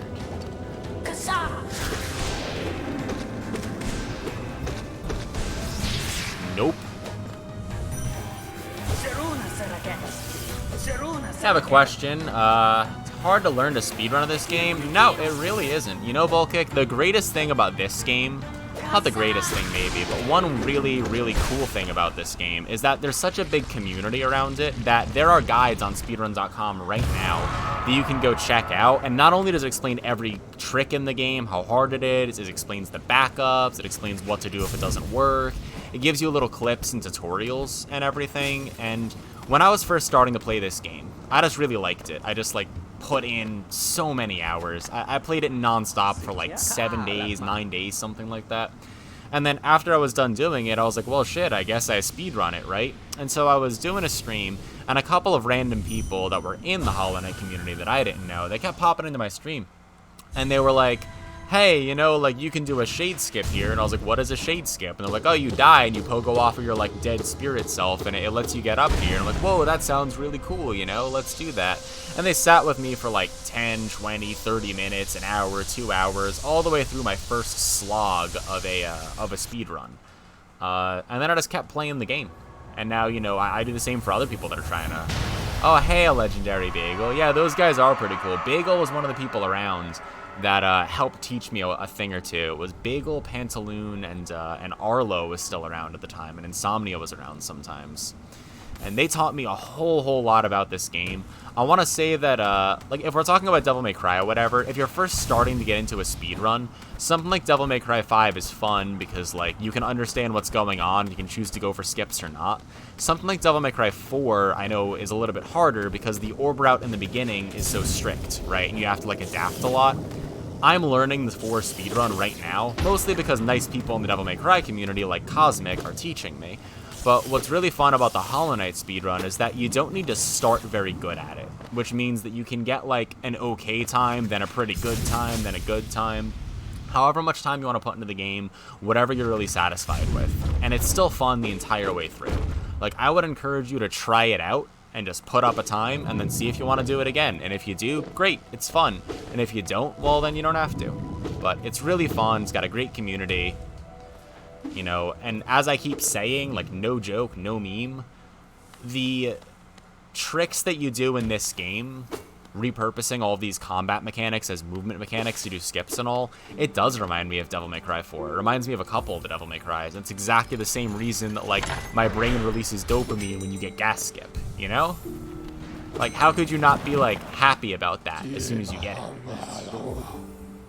Guess who went the wrong way? It's me, I went the wrong way. You get to see this scene twice now because I was too busy talking.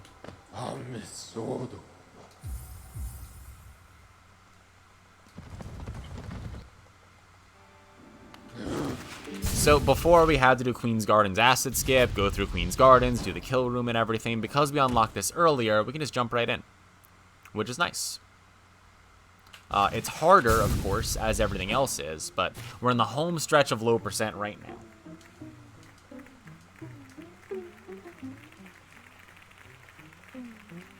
Elder Stag is a friend, the old stag. Taking us all around, helping us out, telling us the lore of each area. Stag's the homie. Stag's great.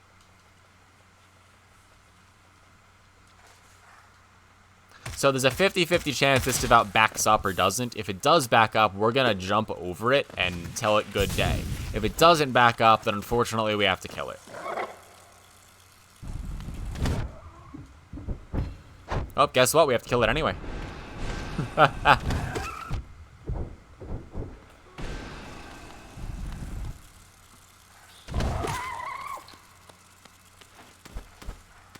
So you'll notice it's a little bit different than the last time, too, because we don't have the Shaman Stone, which means that we do a lot less damage. Which means that one damage tank is not enough to kill these, even if we have full soul going into it.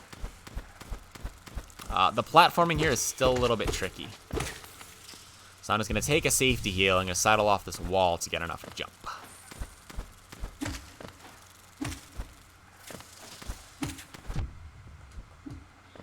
You bastard.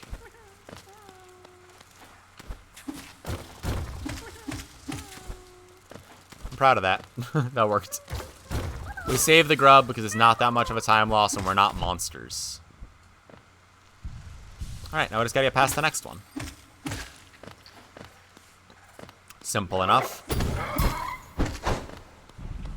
Alright, we have 2 damage tanks, so we should be fine. If I screw this up, we die, though. So, you know.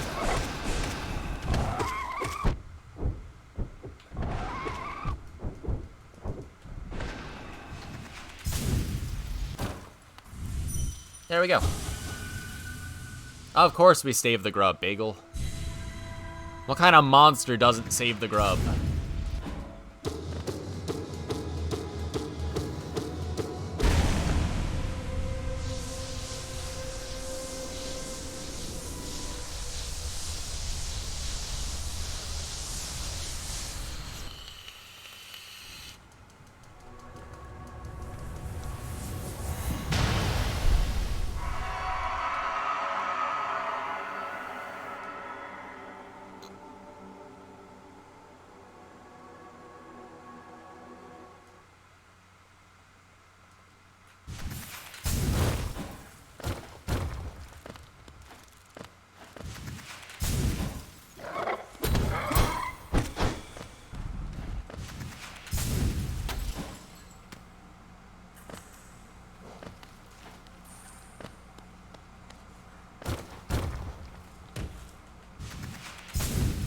Alright, same as before.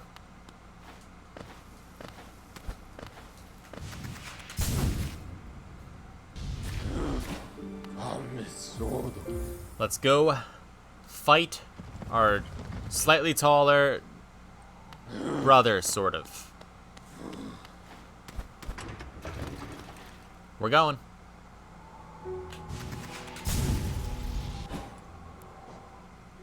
So we don't do that pause thing here because we don't have dash, so it doesn't save any time.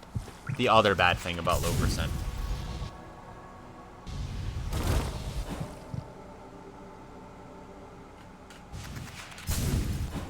I'm gonna do this just to show it off.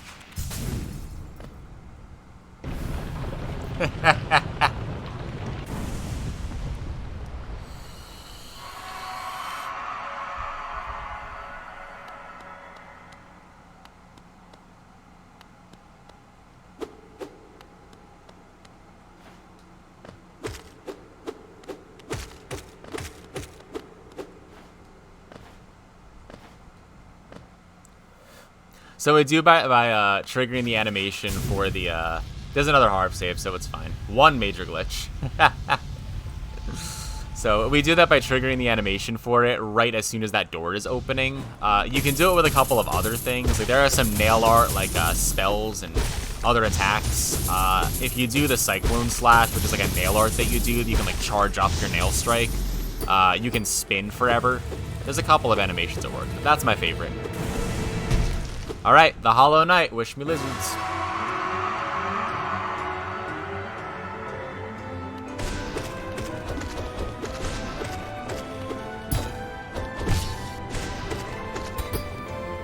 Royal Guard.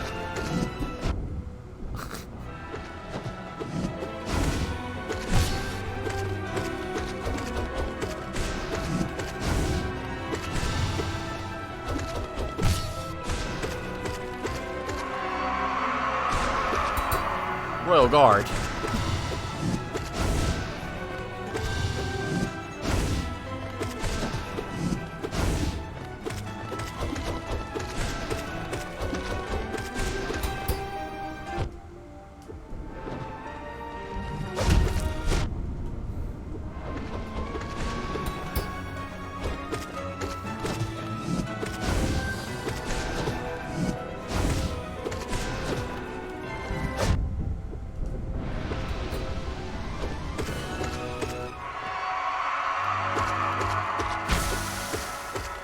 Everything was under control.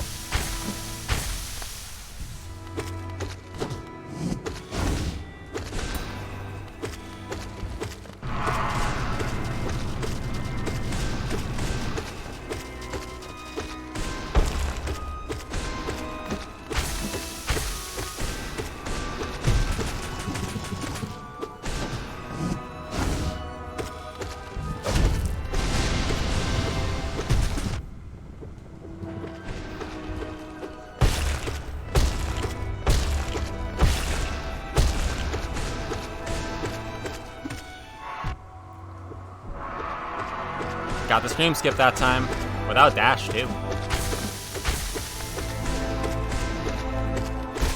Jackpot.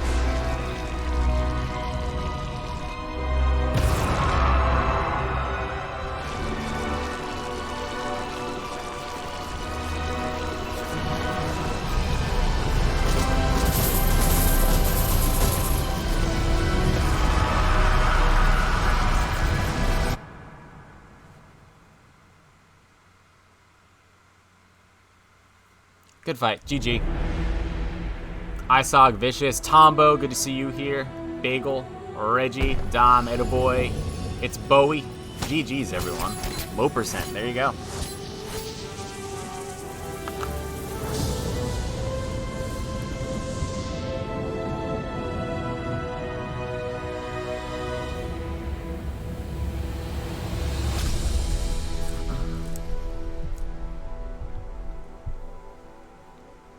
That's like my favorite category. It's so cool. You gotta play so many things so differently.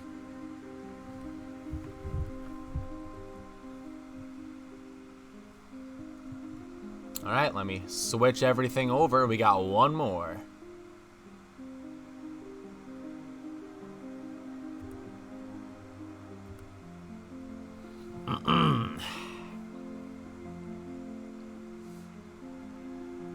Here we go.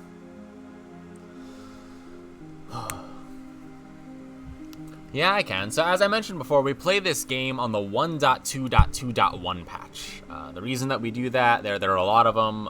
Opening the inventory in midair is one, because that uncaps your fall speed. The positioning is different for enemies, like that crystal dash into the long hallway from before. There's like a moss thing in the way on current patch. The lever skip over by Watcher Knights, you know, we hit it through the floor kinda right before we go and take that bench right now. That is only possible in 1.2. And a big difference in the 1.2 patch is that the Hollow Knight, this fight right here, it's actually just a touch slower on this patch. And you know those fire pillar attacks where he slams the ground and then a bunch of fire happens? Those do 2 masks of damage instead of 1 mask of damage. That's our HP in the top left corner usually. So it does twice as much damage on current patch, and he's faster. I like the fight more that way, because it's more interesting, but it's definitely faster to fight the slower version who does less damage.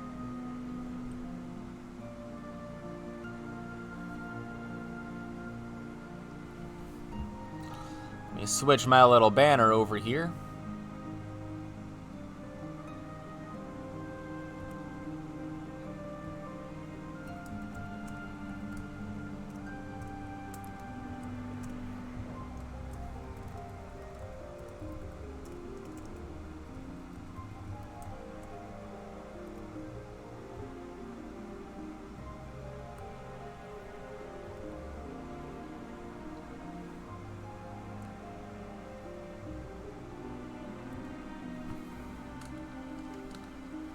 No, I'm not, Bagel. Yeah, so the current patch runs a little bit better than 1.2. 1.2 tried to set my old bad computer on fire the one time. I did get a new computer. So that's 11%. That means it's a valid low percent run. GG's. There we go. So 1.432, as Bagel just pointed out, that's the current patch of the game. And very recently, just the past few months or so, some people like current patch better because it runs better.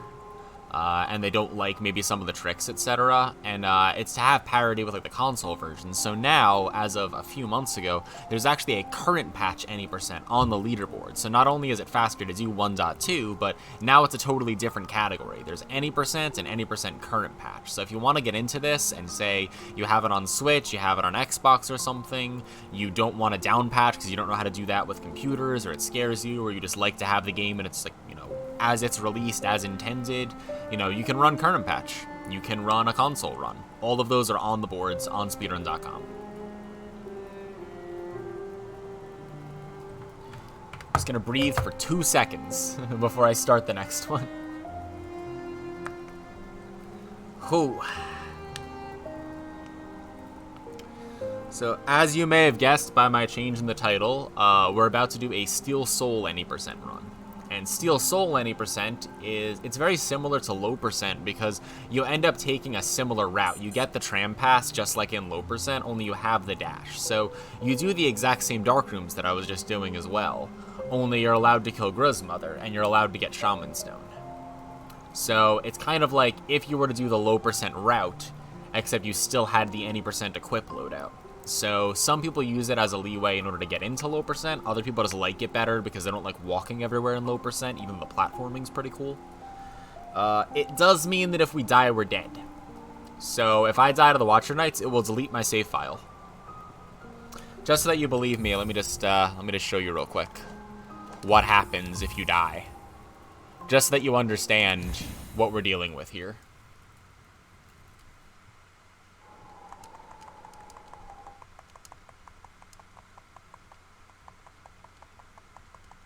So you've seen what happens when we die normally. So I'm going to show you what happens if we die in Steel Soul.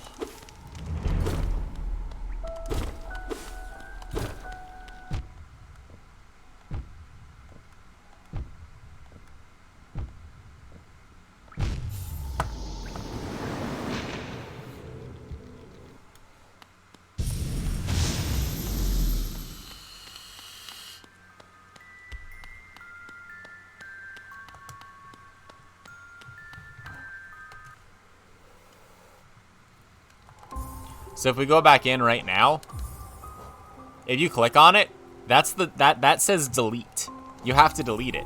You can't play it anymore. It just deletes your file for you. Well, actually, it does you one better. It doesn't even delete your file for you. It allows you to go back, see that you died in Steel Soul, and delete it yourself and feel bad.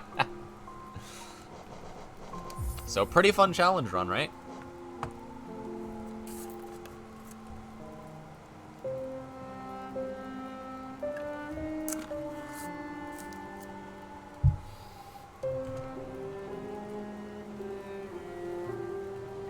So if you thought the other 1 HP moments were clench, my portion of the marathon is over if I die during this.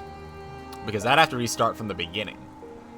So if I die in the first 3 minutes, yeah, I can probably restart, but otherwise we'd go over time.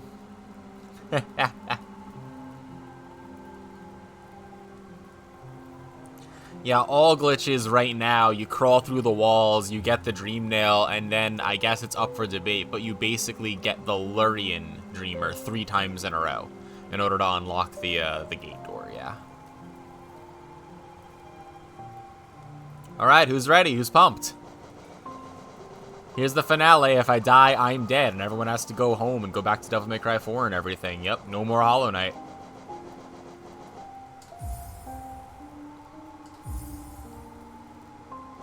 The ultimate challenge, death is permanent.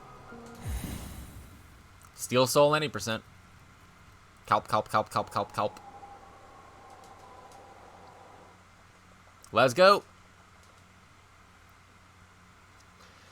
So just like the last time, the very beginning of the game, going to be very, very similar. So we do get the Shade Cloak, not the Shade Cloak, the Mothwing Cloak, because we are allowed to have dash, thank God, in this category. Even though my PB for low percent actually is on this mode, it's on Steel Soul. Just don't die, forehead. But we're gonna go get Dash, we're gonna get the Claw, and then we're gonna do other things. So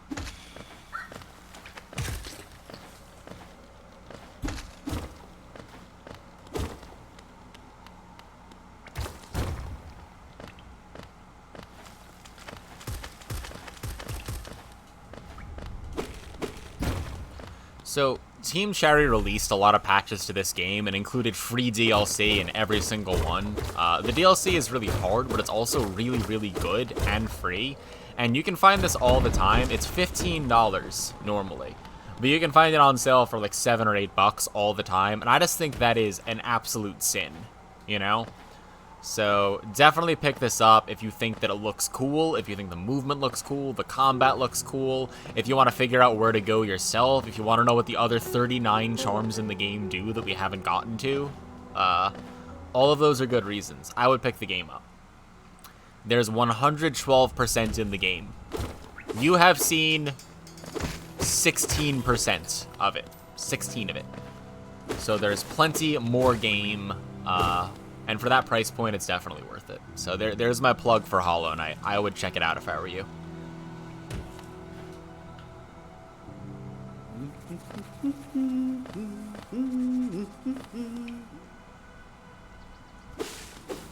Back to this kill room one more time. We need the money because we are getting that one stag. Hey, we got double spike all 3 out of 3 times. That's pretty cool. Not bad. 3 out of 3 double spikes.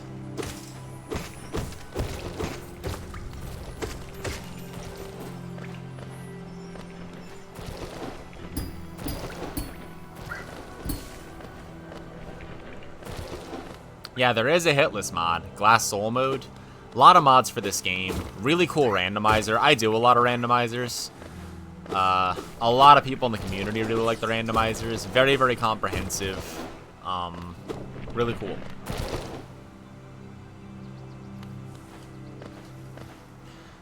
So just like the last time, we're gonna go and get this stag.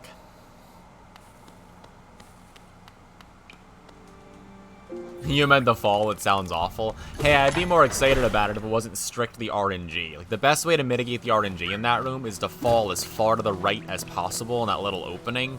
But even so, there are patterns that just happen. So, if you take damage there, you just kind of have to roll with it.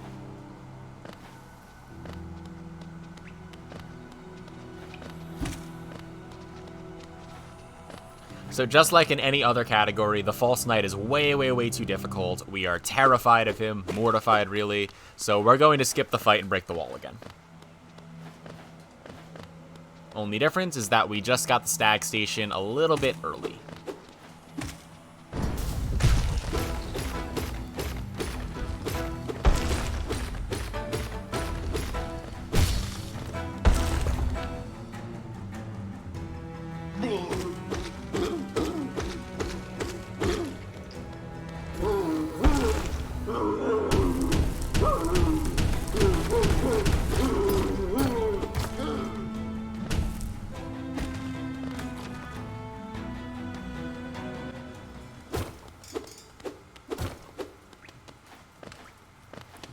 So normally I run the any and low percents of this category.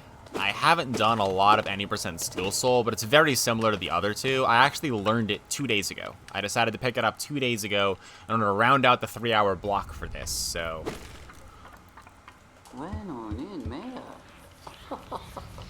So it should go great. Also, as a result, that was a small gold split, which is funny. Yeah, that's true. A lot of randomizers, a lot of randomizer bingo. Big ol' community. Yeah, that's a Glod. If anyone has it, throw them in there. Glod split right there. You can't see it, but I can.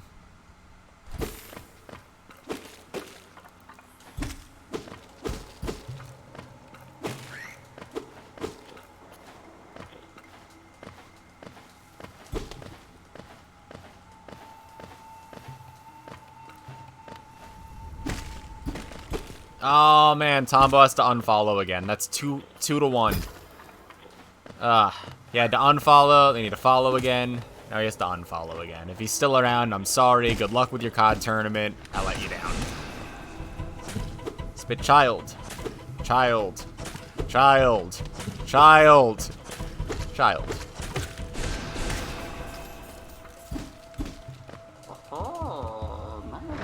Oh, no, look, see? Ah, man, everyone waved bye to Tombo. Yep, no, we disappointed him. We did not get the double board break. We'll do better. We'll do better. We'll have to see fucking Mills, Mick, and everyone here. You have to do this again. I have to do it all over again in a few months or something. We're going to have to raise more money for charity. We got to make sure Tombo can follow the channel. I have to redeem myself and get that double board break. I'll practice it day and night. I won't let you down again. You just got to give me a shot, you know?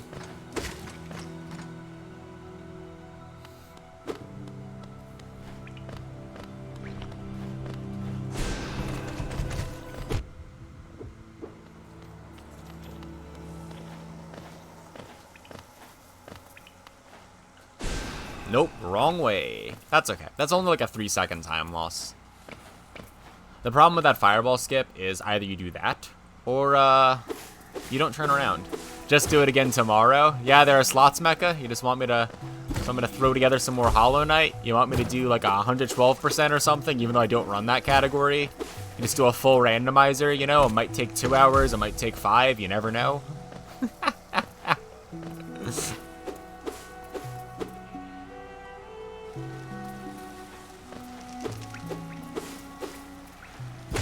Out of here, birds.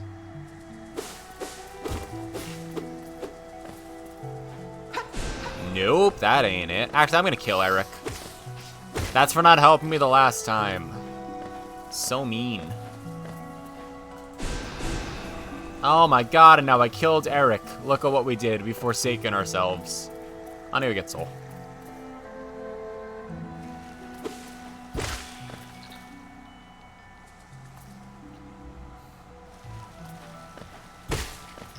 See? When you kill Eric the mosquito instead of birds, you pay for it in time loss. That's what you get. Oh, I hesitated again. My god, it's so hard. I don't know what it is today. It's a good thing they work during low percent because they're required in low percent. There are no backups there.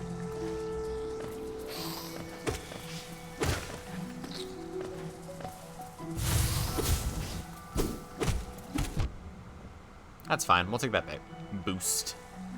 As long as we have 2 hits of soul here, it's fine. Well, we can get 2 hits of soul here. Oh my god, no we can't. That's the trick to running the game. You gotta fail every fireball skip. Okay, back up. Hey, we did the backup. It's dependent on those things being in the right place.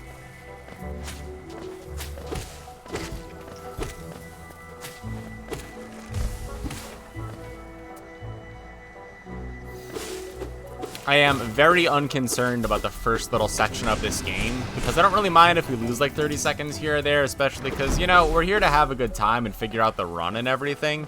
The real harder part is going to be on things like Watcher Knights and Umu, because we're not allowed to die. Like, we're probably not going to die here, even if we lose a little bit of time, or, you know, we get distracted or something. If we get distracted in those sections, well then no more video game for anyone. So the best part of this category, we actually hate Zote, the guy that's over there in the thing's mouth. See that? He insults you when you save him, and we hate him more than we like money in this category. So we get to wave bye. Bye, Zote. You seem like you're handling it. You're fine. I'm sure you'll figure it out. Everything seems fine over there. I'm not worried.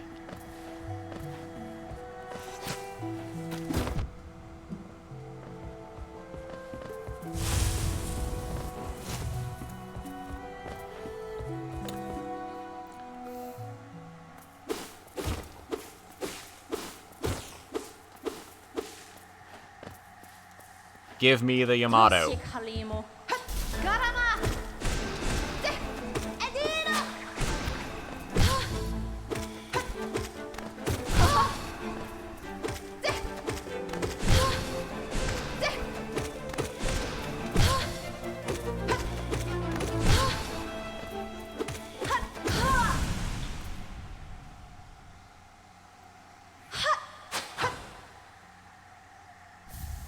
Alright, we have Cloak. Let's go get Claw.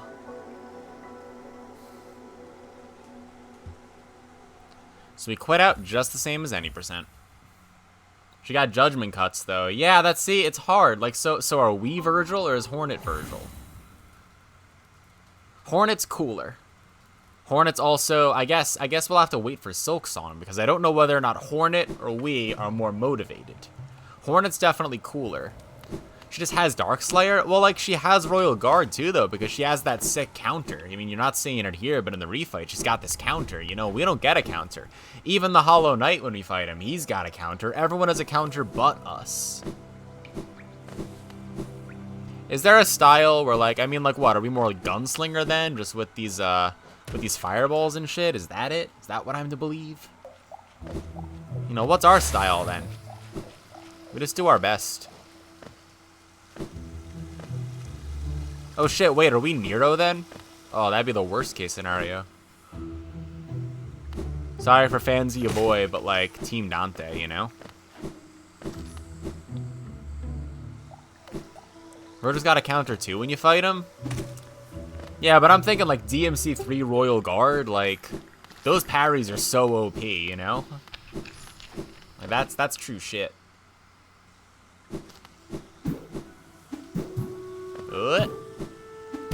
Ah, that's why I said whip, you know, because I knew.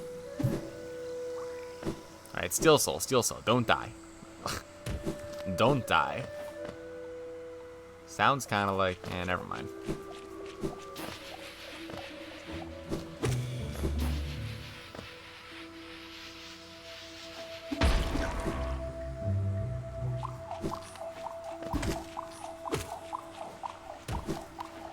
Alright, let's go for double dash again.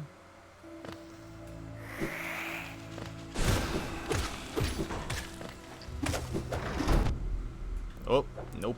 That's alright. Still alright. Questionable. Steel Soul. Can't die. Can't die. Steel Soul. Don't die. Alright, we're gonna play this relatively safe.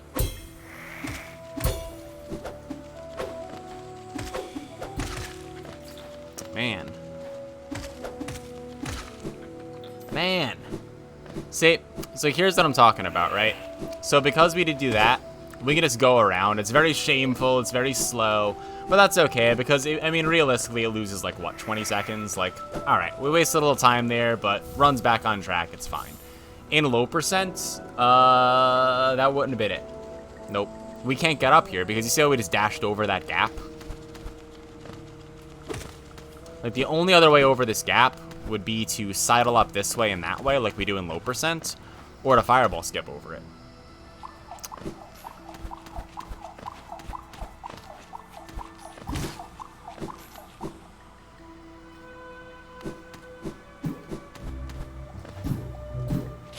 That was good. Good movement. Alright, so we're heading back right in the same direction that we were just in for low percent, only this time we have a dash. Which makes everything better. Just gonna heal once for safety, because I keep forgetting this is permadeath, apparently, based on my gameplay. Gotta give everyone a show, right?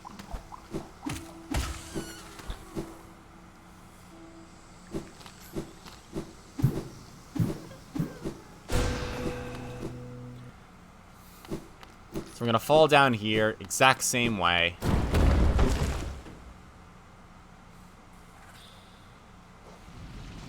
We're going to go to that same bench as before. So don't worry too much about our health or anything, because short of just dying, it'll be fine.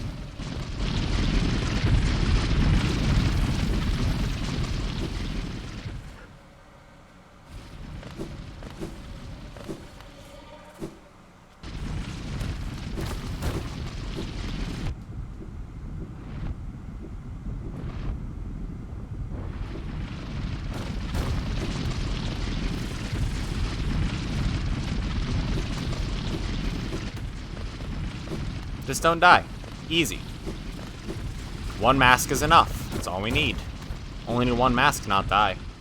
That's what I'm saying.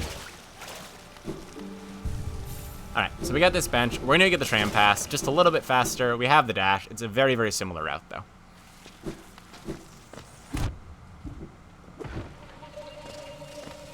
Just going to heal to make sure, because we are going to kill a couple of those things. The ones that spit out the other things.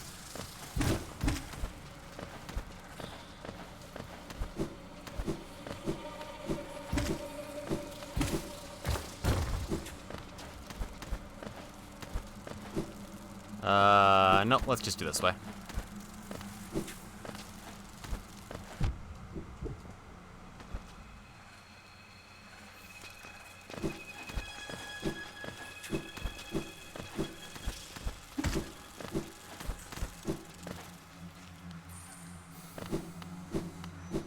So just like in low percent, we can't get any of these benches. We can't take any more safeties than we already have, because we're going to need to warp back to that bench a couple of times.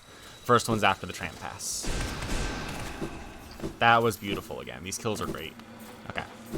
We should be good on money for now.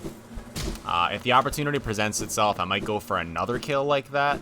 But if not, there are rocks in the next place that we can use. Gear route's a little bit different. It's not as tight in the beginning. Because we're not going to get stranded anywhere. Probably. Because there are some backup money caches. So let's get the tram pass and get out.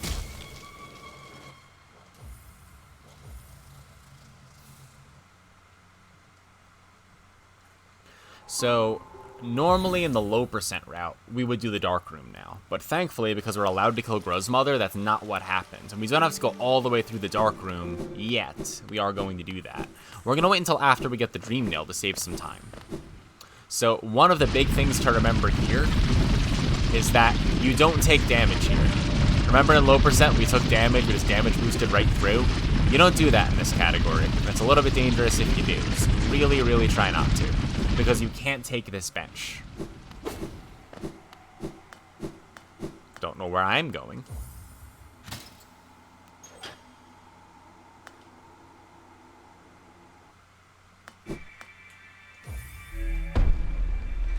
So we go over through Ancient Basin from this lower tram with this tram pass that we just got. We're going to go all the way over to City. We're going to break and enter into that nice family home and kill the one person who's inexplicably made out of gold and sheds money when you hit them. I don't know.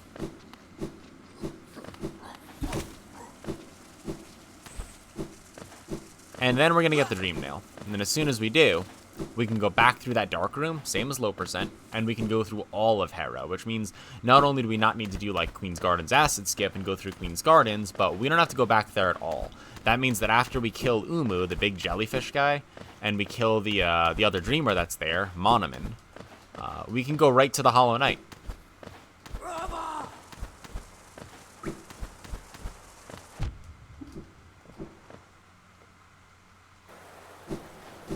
Isn't there an entire myth thing about the one guy that thought he should touch everything and turn it into gold, and it was like a warning against that, whatever? Like, being made out of gold doesn't sound any different or better than that. I don't know about that, Rydor. I would question that. It doesn't sound like as fun of an idea in execution, you know? Because what you would do if you were made of gold is like a bunch of people would break it into your house trying to kill you, like this. So that's already a bad time. Like, furthermore, how do you use the gold? You know? You're made of gold. So you're gonna, what, like, amputate an arm or something? You know? That doesn't seem like a good method either. Yeah, it's King Midas, exactly, see? Like, there's an entire lesson that we never fucking learned. Where am I going, where am I going, where am I going? I'm not going that way, am I? Oh, I could have gone that way. Well, we're going this way instead. It's gonna cost ya an arm and a leg! Ha ha! Thanks, Reggie. Yep. Sell a golden kidney. I've got a golden kidney. He's got a golden chance.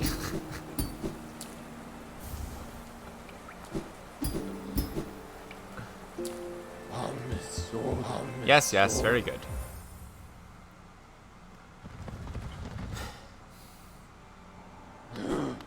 Alright, no benches. So we go down over here. We're allowed to kill Gru's mother, and we're allowed to get Shaman Stone. Both of those things, really, really nice. That bug's name is Jennifer, because you kill Jennifer for 3 Geo if you're short in any percent, and the name's stuck. We kill her here for soul.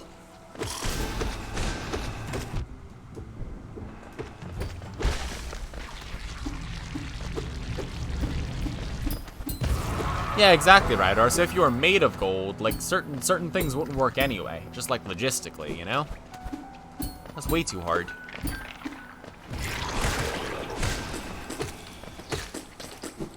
Don't need the JO leave. Okay, now say it with me. Do not die here.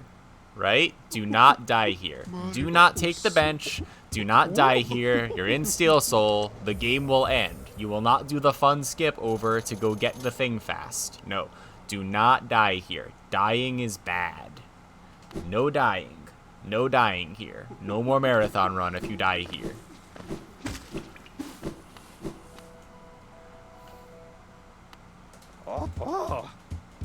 You're welcome.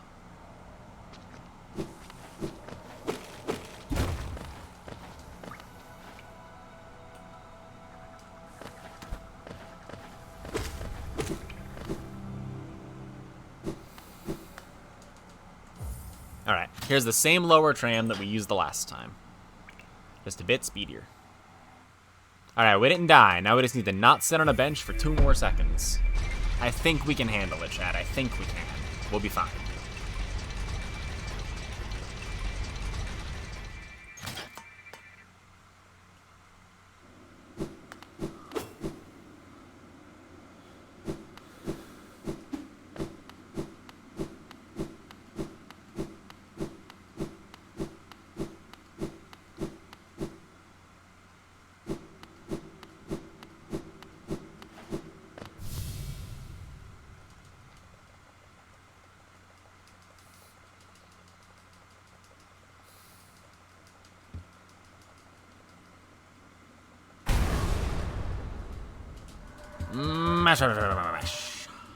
Got it. Alright, we're going to grab the Dream Nail, and then we're going to go back to Hera through the Dark Rooms. So the last time in low percent, we went through all those Dark Rooms to get to that one stag station, and what we're going to do is do the exact same thing, only before we stag out, we're going to complete all of Hera, and that's going to save us some time because we're not needing to go back there. You'll also notice that with the current money route that we have, since we had a lot of it, we were able to open the stag station that was in City. So what we're going to do is go directly from Hera to City. Blech. Everything's fine.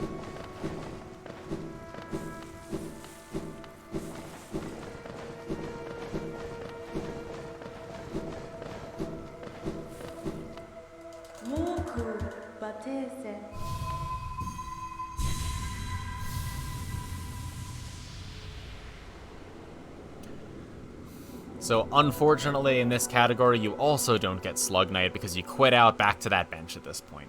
So you don't get the cool slide along the ground thing. In every category it's got something.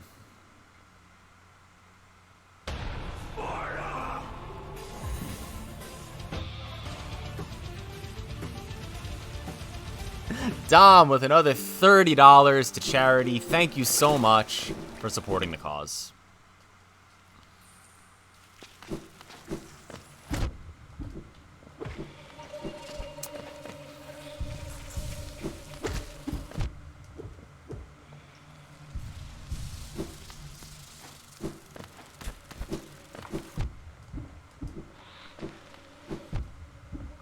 I just took a lot of damage because I was looking at the other screen, waiting to see if there was a message real quick. Ah, no message, didn't button to read. All right. That is totally fine. We thank you for supporting Doctors Without Borders, getting medical care to people. Really, really important. Really glad everyone put together this event. I'm going to do these dark rooms and not die because if I do, it's over. 2, 3, up. 2, 3, up. 2, up. Think, think. Bastard.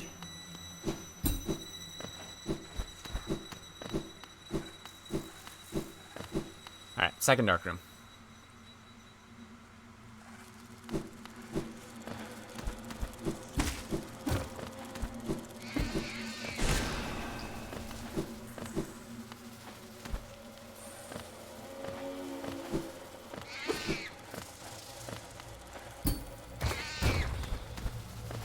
Almost there. Alright, we're through. Third dark room. Third dark room's the easiest, especially with dash. We'll be fine.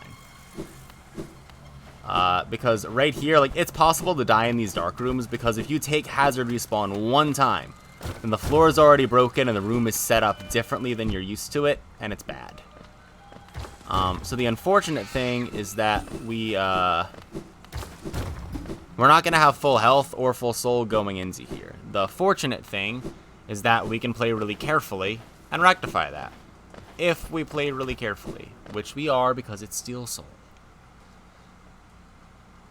So we get to sit on this nice comfy trap of a bench over here. And we wind up in the den.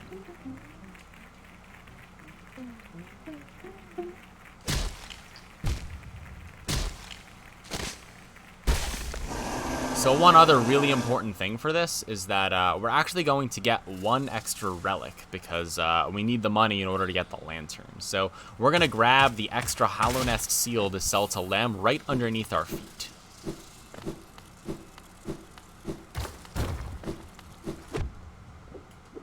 We're going to heal because it's Steel Soul. Actually.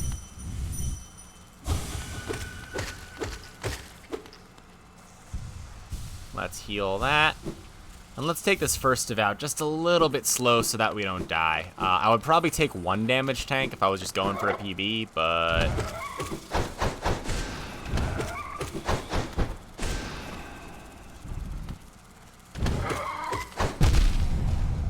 You know what I just realized?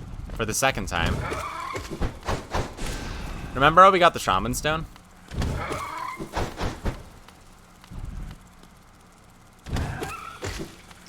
We never put it on. Yeah, I forgot again. Yeah, that happened in my PB. I forgot to put on the Shaman Stone. So we still don't have the Shaman Stone on. What makes that... It makes it a little bit trickier. It's nothing that we can't rectify, right? Because we're used to this. We've actually just done a low percent run. But it does mean we have less damage for these devouts. So we have to be really, really careful. I'm glad that I remembered because you can easily die here if you forget that sort of thing. It'll be alright. We have 4 masks. We can take a double damage tank if necessary. Alright, we have 2 masks and cannot take a double damage tank if necessary. We have 4 masks and can take 1 damage tank semi-safely.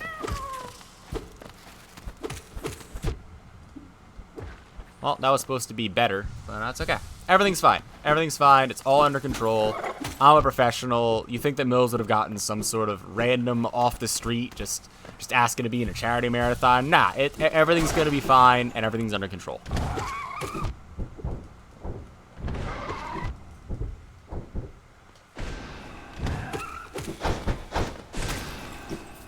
Everything's fine. I told you. See? Anyway, that's the one dreamer. That's fine. Hera's done. Beasten done. We're good. We're good. And I'll just equip the Shaman Stone afterwards, you know? No big deal.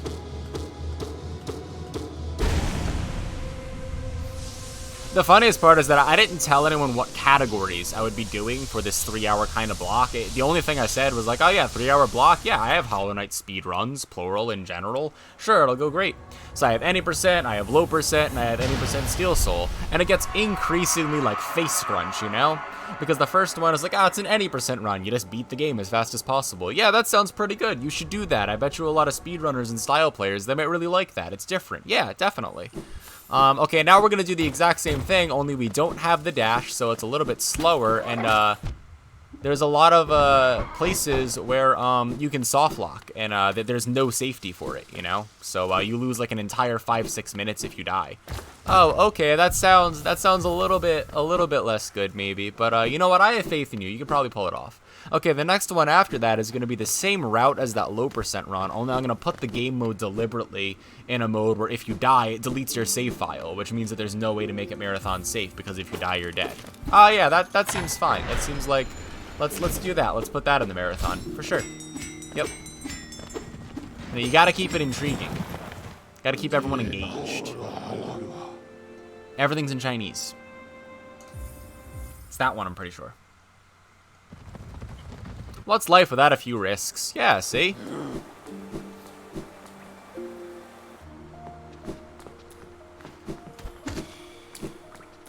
It's exactly how I feel about the next fight coming up that I've died in 2 out of 2 times on your stream just now. So you know what? Let's see.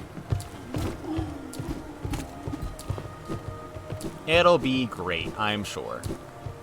Means I'm more practiced, I'm warmed up, the juices are flowing. You know, nothing could go wrong. Of course not. So another small optimization that actually the second place of this this route, doesn't do, is that we still open this lever over here, but you see this guy, Lamb, that we sell all this stuff to?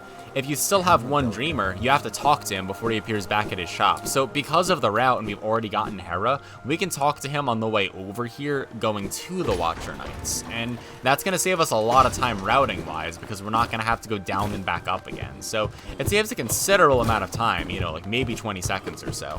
And second place in this category just doesn't do it.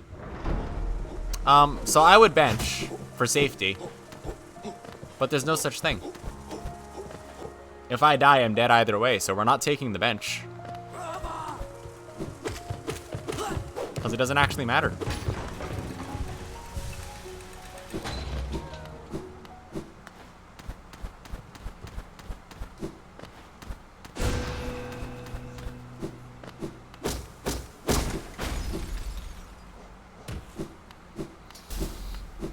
Alright, wish me luck. Here we go. It's kind of hard.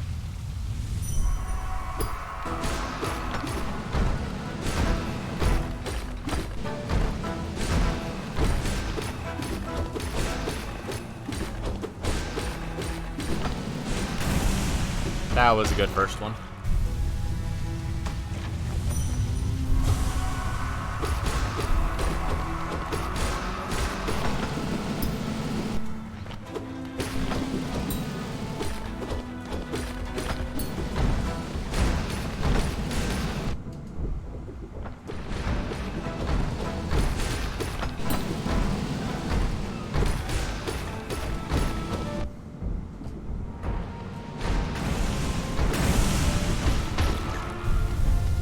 Three masks.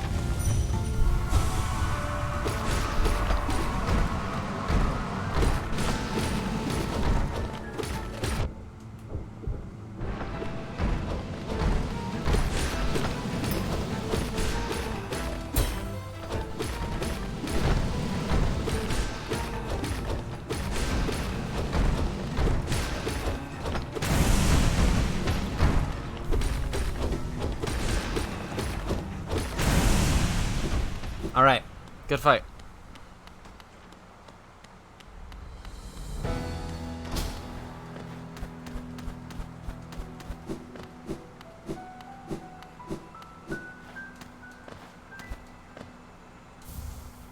One last seal for 3 seals, and we get all this money, and that should be enough for the rest of the game.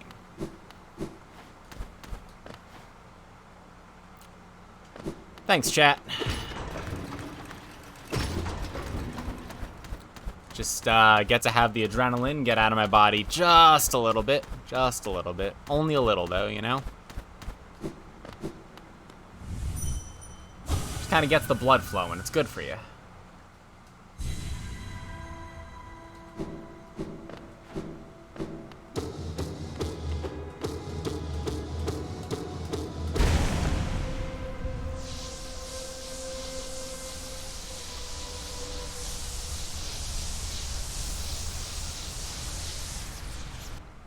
Alrighty.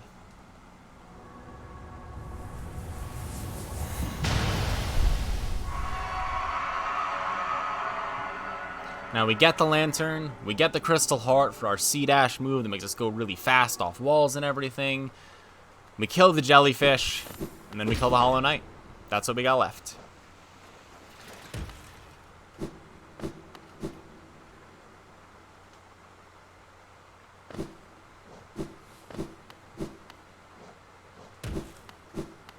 Movement.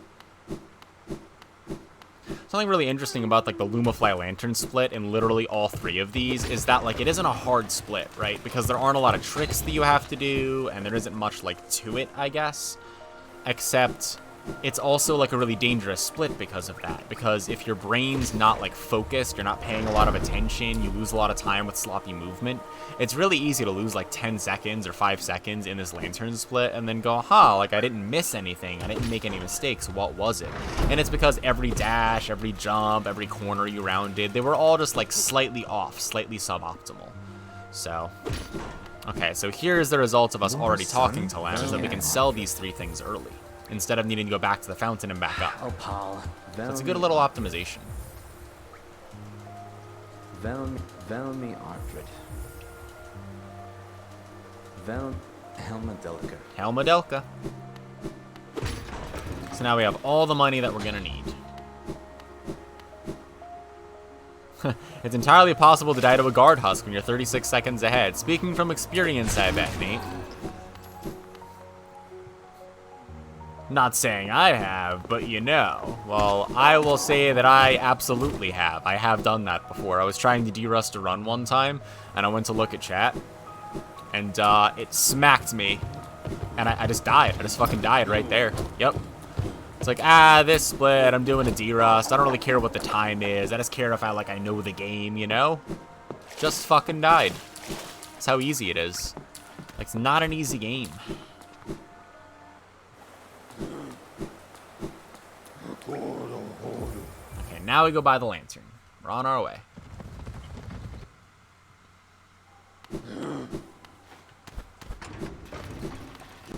You have to unlock the gate there, bud. Yep, good job. Alright, now the gate's unlocked. Let's buy the lantern.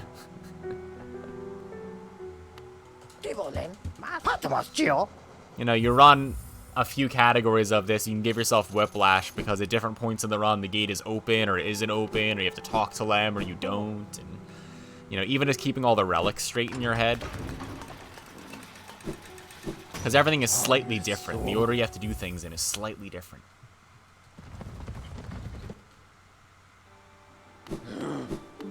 Yeah, we have 262. It's more than enough money for the rest of the run.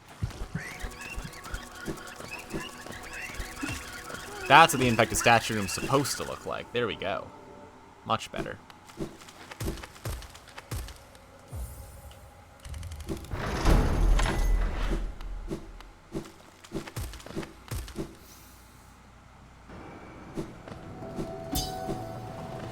What's fun about the Steel Soul route, too, is that you can die in every split. Like, you're never really safe, you know? Like, the splits without, like, really big tricks in them and everything, like, you can still die, especially by not paying attention. No. Also, no. I'm getting it.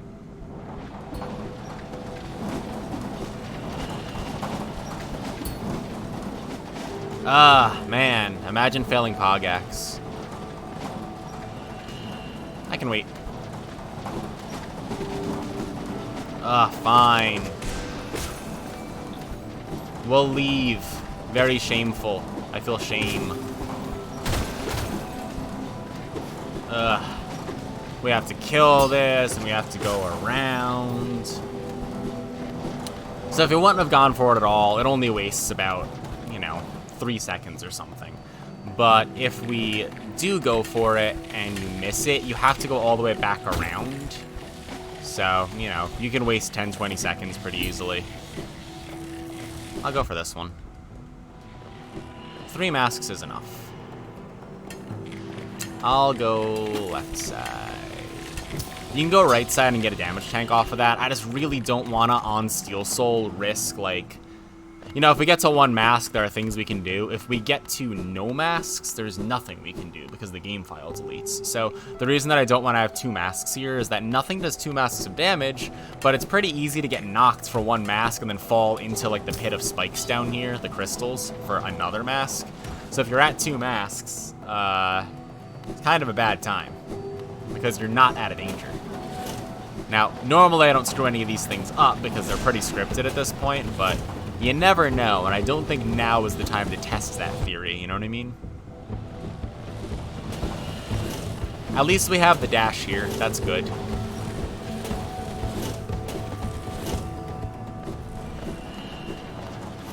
Oops. was looking up. Alright, we have the C-Dash.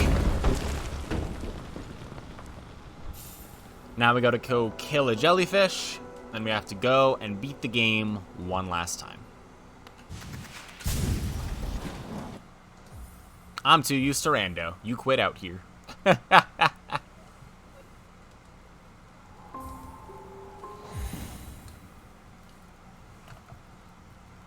Alright, so this is almost the same as any percent. You can get a 2-cycle if all of your fireballs double and you don't get extra attacks and everything. Yo, Irene, donating $5 to a great cause. I appreciate that.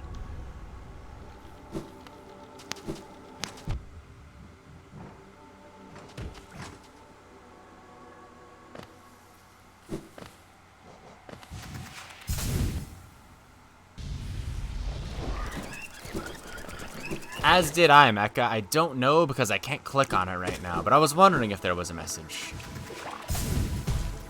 No message again, no button from you. Yeah, I heard the pops for a second, so I was like perking my ear up, and then I took damage, so I'm gonna blame you for that damage. If that's alright. Everyone knows I'd never take damage in this section otherwise. It's not alright, damn. Well, in that case, it was my controller again. Damn that controller.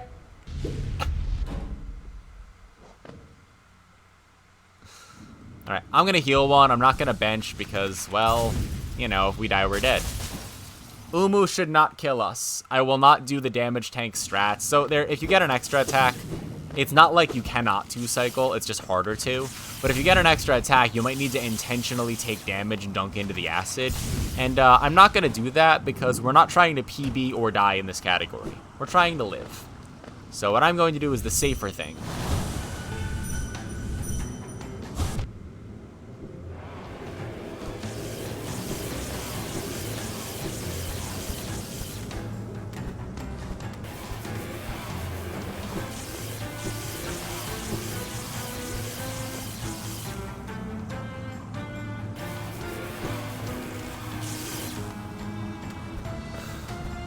Oh, extra attack. Alright, well.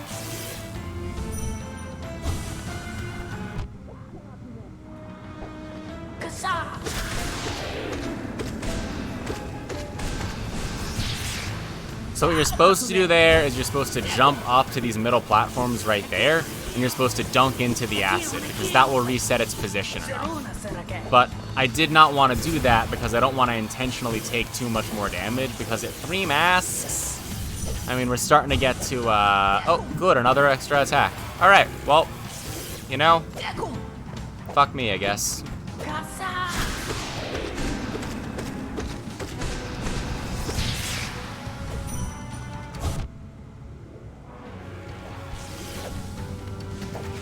Umu hates speedrunners, also fun.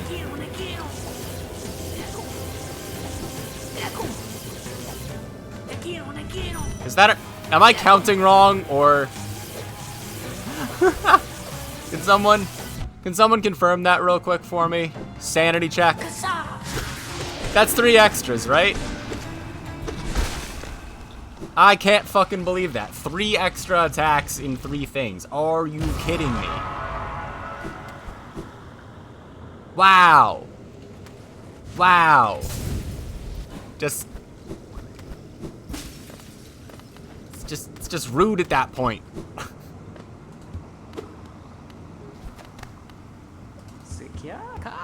God, Marathon RNG indeed. I have seen that exactly 1 more time, and it was while I was practicing this. Yeah. Just this category. Maybe this category is just cursed. If it's on Steel Soul, Umu's just like, you know what, I'm gonna make them work for it.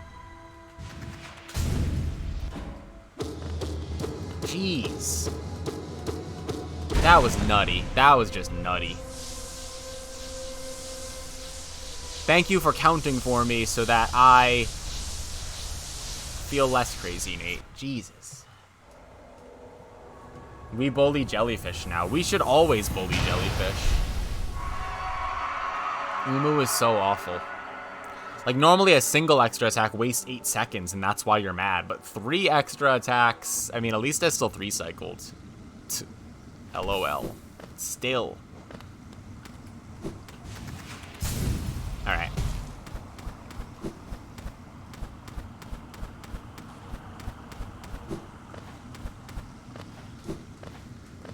So we don't even need to do QGA or anything, and we also don't really need to worry about our health because we can get a free health refill at the bench next to the stag that we're going to take.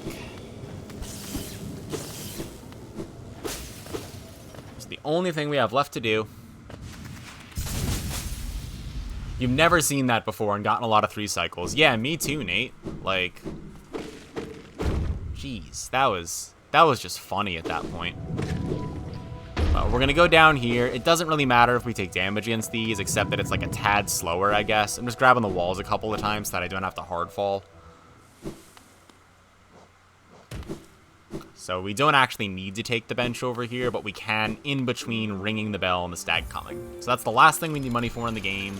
We're going to go back to Dirtmouth. We have all 3 of the Dreamers. We're going to go kill the Hollow Knight one last time. So we're on our way.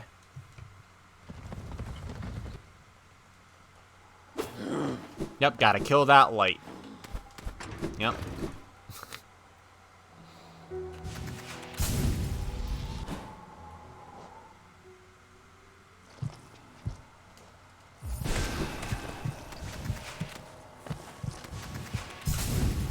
Yep.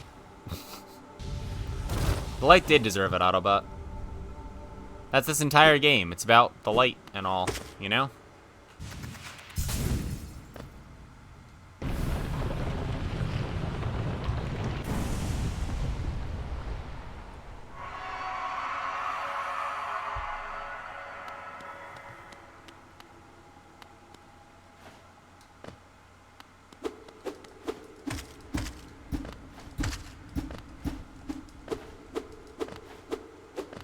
It's just too fun.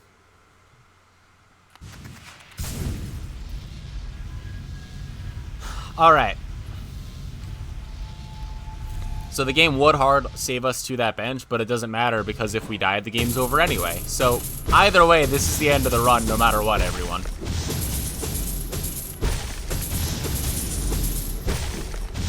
One last fight.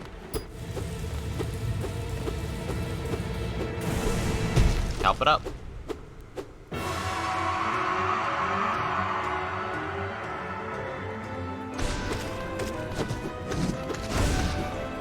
Good double.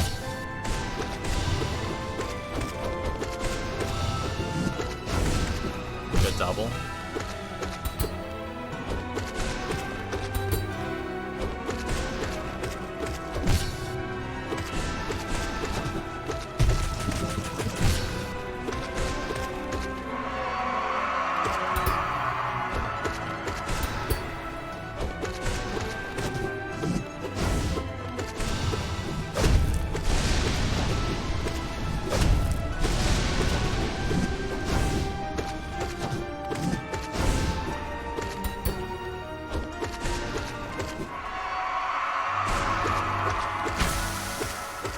So the reason we're not fireballing is that every hit does 1 damage while he's stabbing himself. We're just gonna tank through that.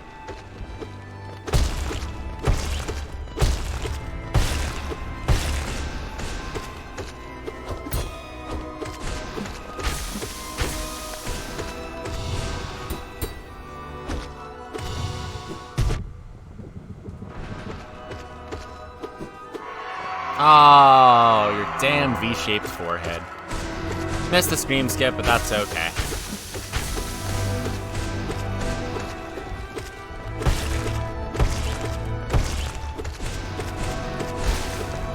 Jackpot.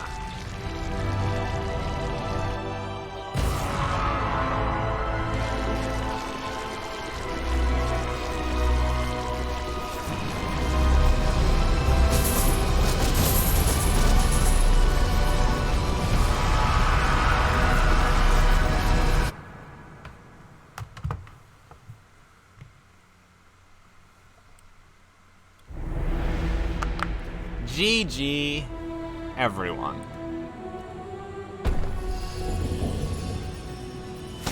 GG, everyone in chat right now. Thanks, everyone. Thanks for inviting me. Thanks for putting this together. Thank you for supporting Doctors Without Borders.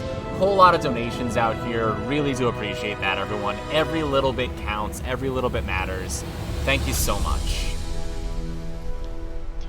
And thank you very much for those runs. All of those were a treat to watch. I'm sure chat will agree with that. Thanks for having me. Yeah, no worries. So yeah, we broke $1,800 as well. That's amazing. So shout out to everybody who donated during this runs rather, and thank you for supporting. So yeah, I guess once these credits are done, that'll be it, and we'll move it on to Chaser Tech, who is going to be playing some DMC4.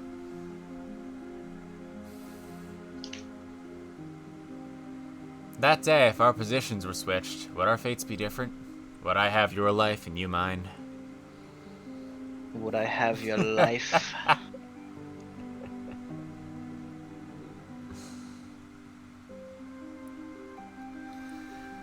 Whew. And if you do want to see more, I saw already some people shouting me out. Thank you, I appreciate that. If you want to see more randos, more speedruns, I encourage you, check out this game. Buy this game. It's like $7.50 most of the time. It's criminal. Really, really fun game. Oh, thank you for sticking around. Thanks for all the donations, chat.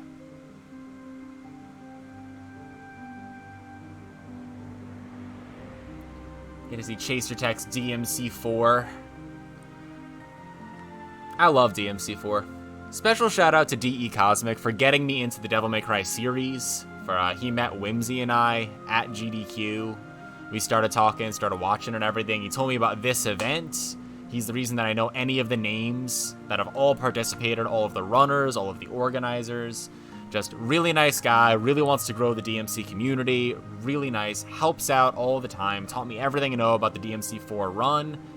I'll be playing it at some point. I will. I played through 5 and 4. I really want to try out the 4 run. I have a lot of notes on it and everything.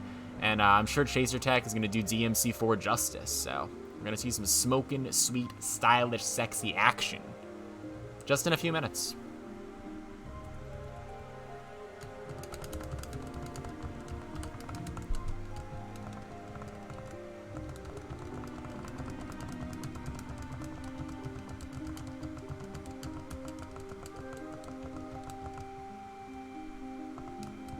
Steel Soul complete. Going to be 16% yet again. We have 4322. Sub 50 loadless. With loads, rather. Alright. And with that, I'll pop off of here. I leave you in good hands with all the organizers here. Everyone stick around for some DMC4. I'll catch you all soon. Peace, chap.